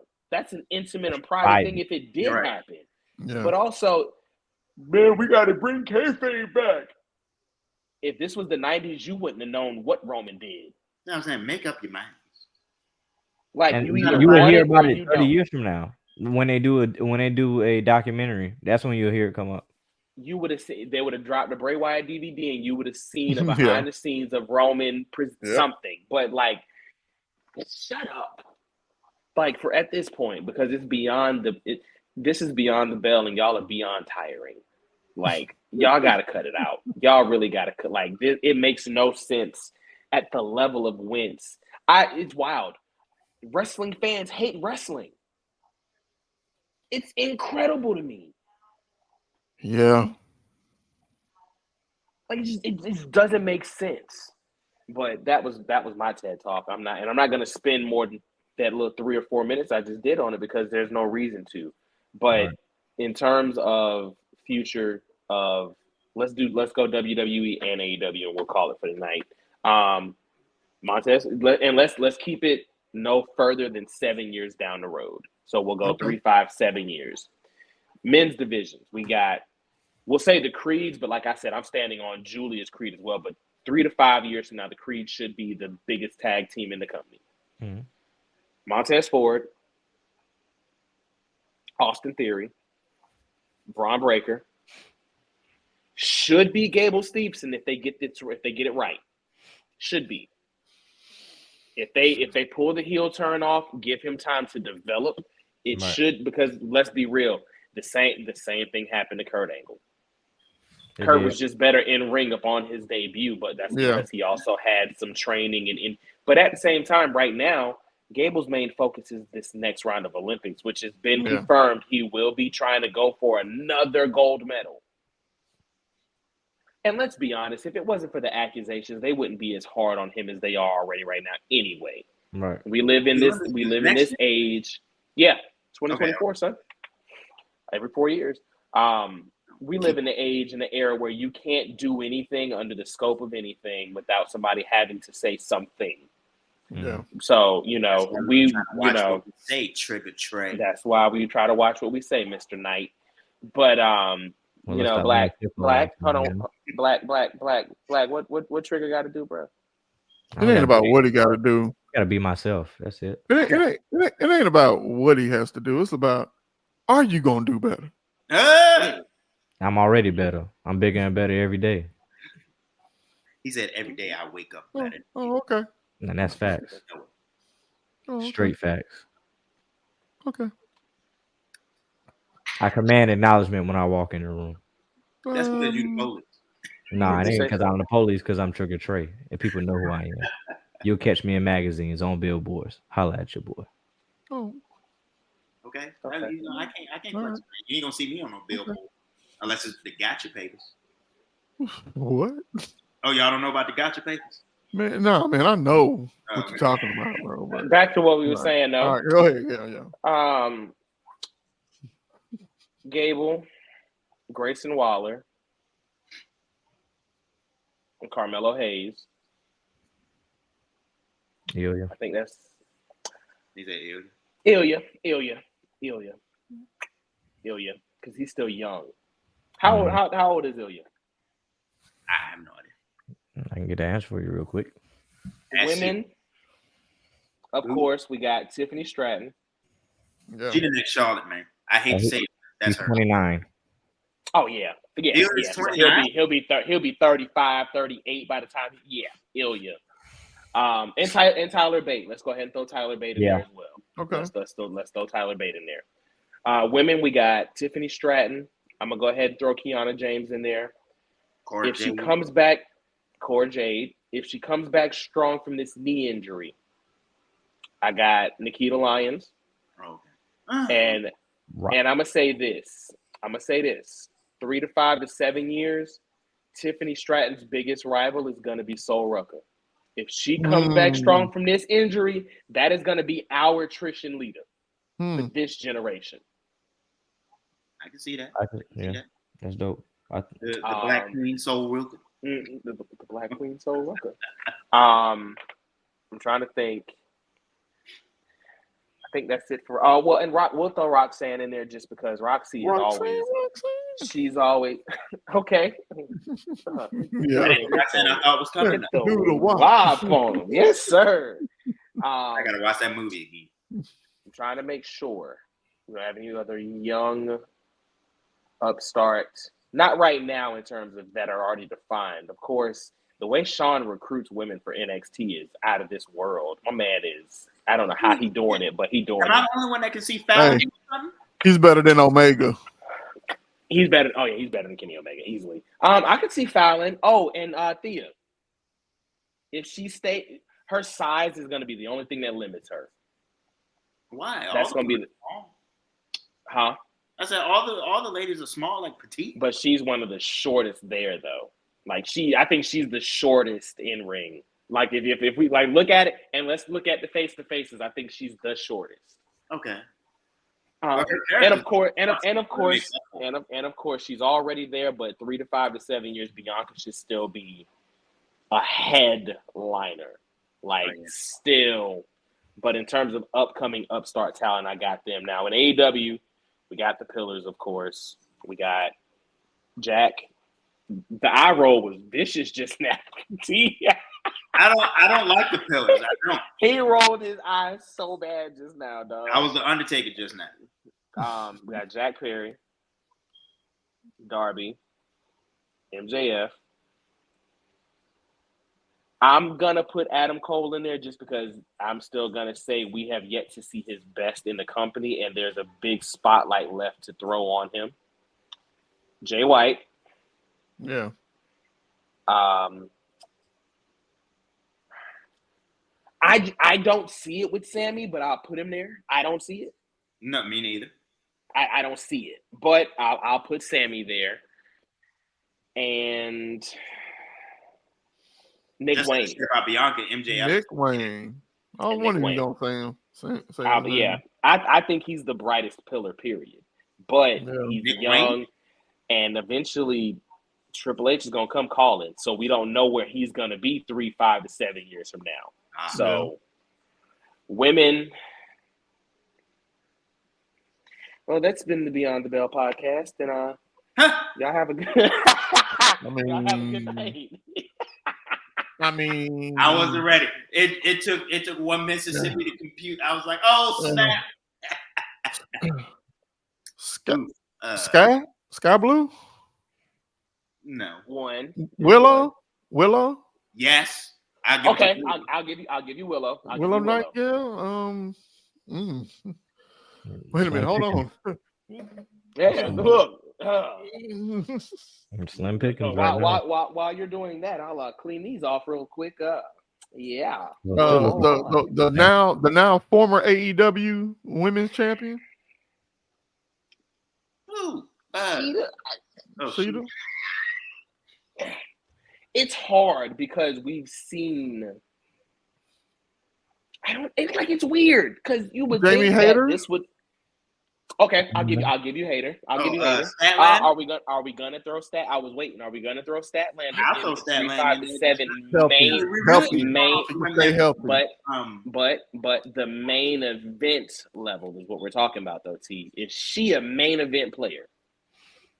She gonna have to be. Like I'm saying, I'm coming from the mindset of women that they're featuring prominently now. So you know what I'm saying? Okay. There's only like 3 or 4 of them anyway. 5. Like, you know what I'm saying? And then the rest is like people you see on Rampage from time to time. Or they throw out time to time. Jesus. Like, yeah, we got a Nyla Rose sighting with never In mind. the wild card. No, don't you say it. I wouldn't say nothing. I said, don't you say With the wild card. Don't you say it. I'm gonna say it. He gonna say it. Is she coming back? That's if she comes back. Who? Jade. If she comes back, is she coming? Like, I have yet to see anything online that looks or gives the illusion that she misses this and she wants to come back. Yeah. Mm-hmm. So my question now is, does she want to see if the grass is greener at the other company now? Because she already knows, and let's just be honest, she would be the brightest star in NXT if she went. Yeah. She would be it.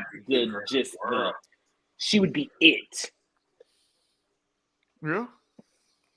So I mean, if she comes back, yes, but they're gonna get. Sean's gonna give her the world. Sean's gonna put her in there, and she's gonna be at the Performance Center every day. Every single day. Every day, putting in the work. So I will say Jade, but Jade is a toss up.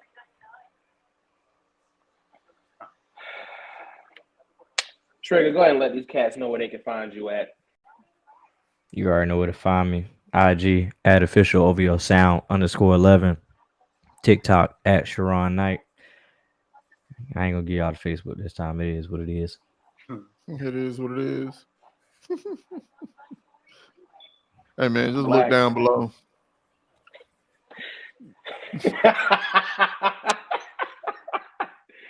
You can find him at Blackout _Jones on everything. Just Google blackout_Jones and you'll find. But on my Twitter, my ex formerly known as Twitter, Joker Driver 514. Okay. We already know. Do not look up Mr. 211 on X. No. Hold on. You can find me at IlFam79. Nah. You so stupid. Shout out to the Black Wrestling Podcast. Yeah, shout out to IlFam. That's my homeboy right there. No, you can find me on Instagram at Man of Steel _BTB. Don't look for me nowhere else. Please don't look for me nowhere else. You say please. I'm saying, please don't look for me nowhere else. Y'all don't need to know me like that. On IG, you can find me at Carlito_Cannon. Find me at Carlito_Cannon on X. Find me at Carlito_Cannon on TikTok, YouTube. Don't worry about my Facebook. I don't know y'all like that. Y'all don't need to know me like that. You need to know me. The name of the episode is like, yo, man. Look, you think you know me? Yeah. Not at all. Yeah. Follow Beyond the Bell Podcast, YouTube, Spotify, Apple Music coming soon. Finally got, not Apple Music, Apple Podcasts. Twitch, Beyond the Bell Podcast. TikTok, Beyond the Bell Podcast. Everywhere.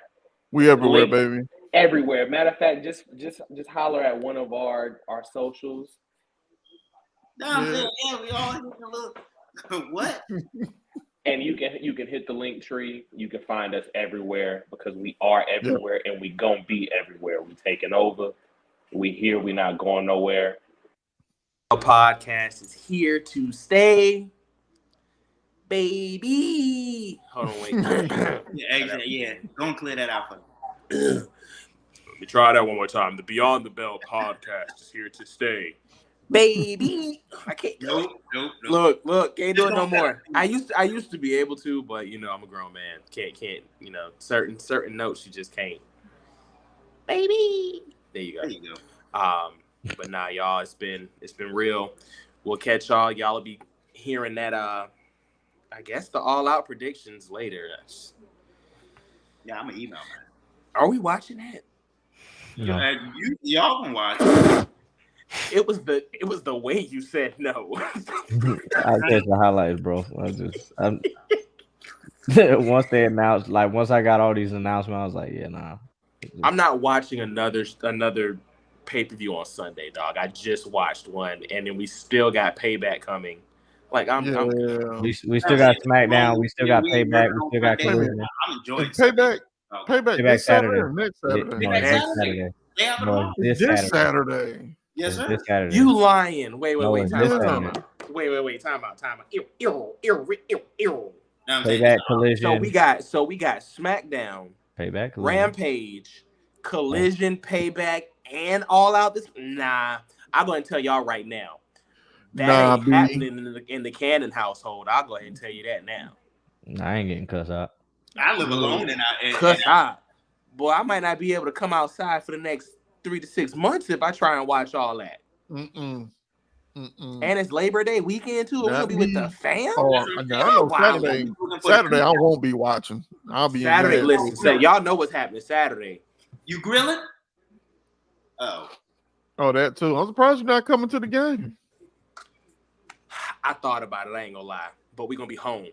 So okay. That's that. If we wasn't going home for Labor Day weekend this year, I probably would have been because tickets is cheap. Yeah, shoot. Game day gonna be here too. Yeah. Oh shoot. I'm gonna go over to the house, man. We finna be grilling. Trick or treat gonna be home. Grilling Beyond the Bell. Grilling the Beyond. Y'all gonna throw some Beyond the Bell briskets on the grill. It's on there with the BTB on. All right, ladies and gentlemen, we'll catch y'all next week. Same Beyond the Bell time, same Beyond the Bell channel. Later. Honcho, you so motherfucking goated. Acknowledge me when I enter the ring. We the ones that I miss when you trying to king. The best wrestling bar cause the other ones bore me. Long as we around, they don't finish the story.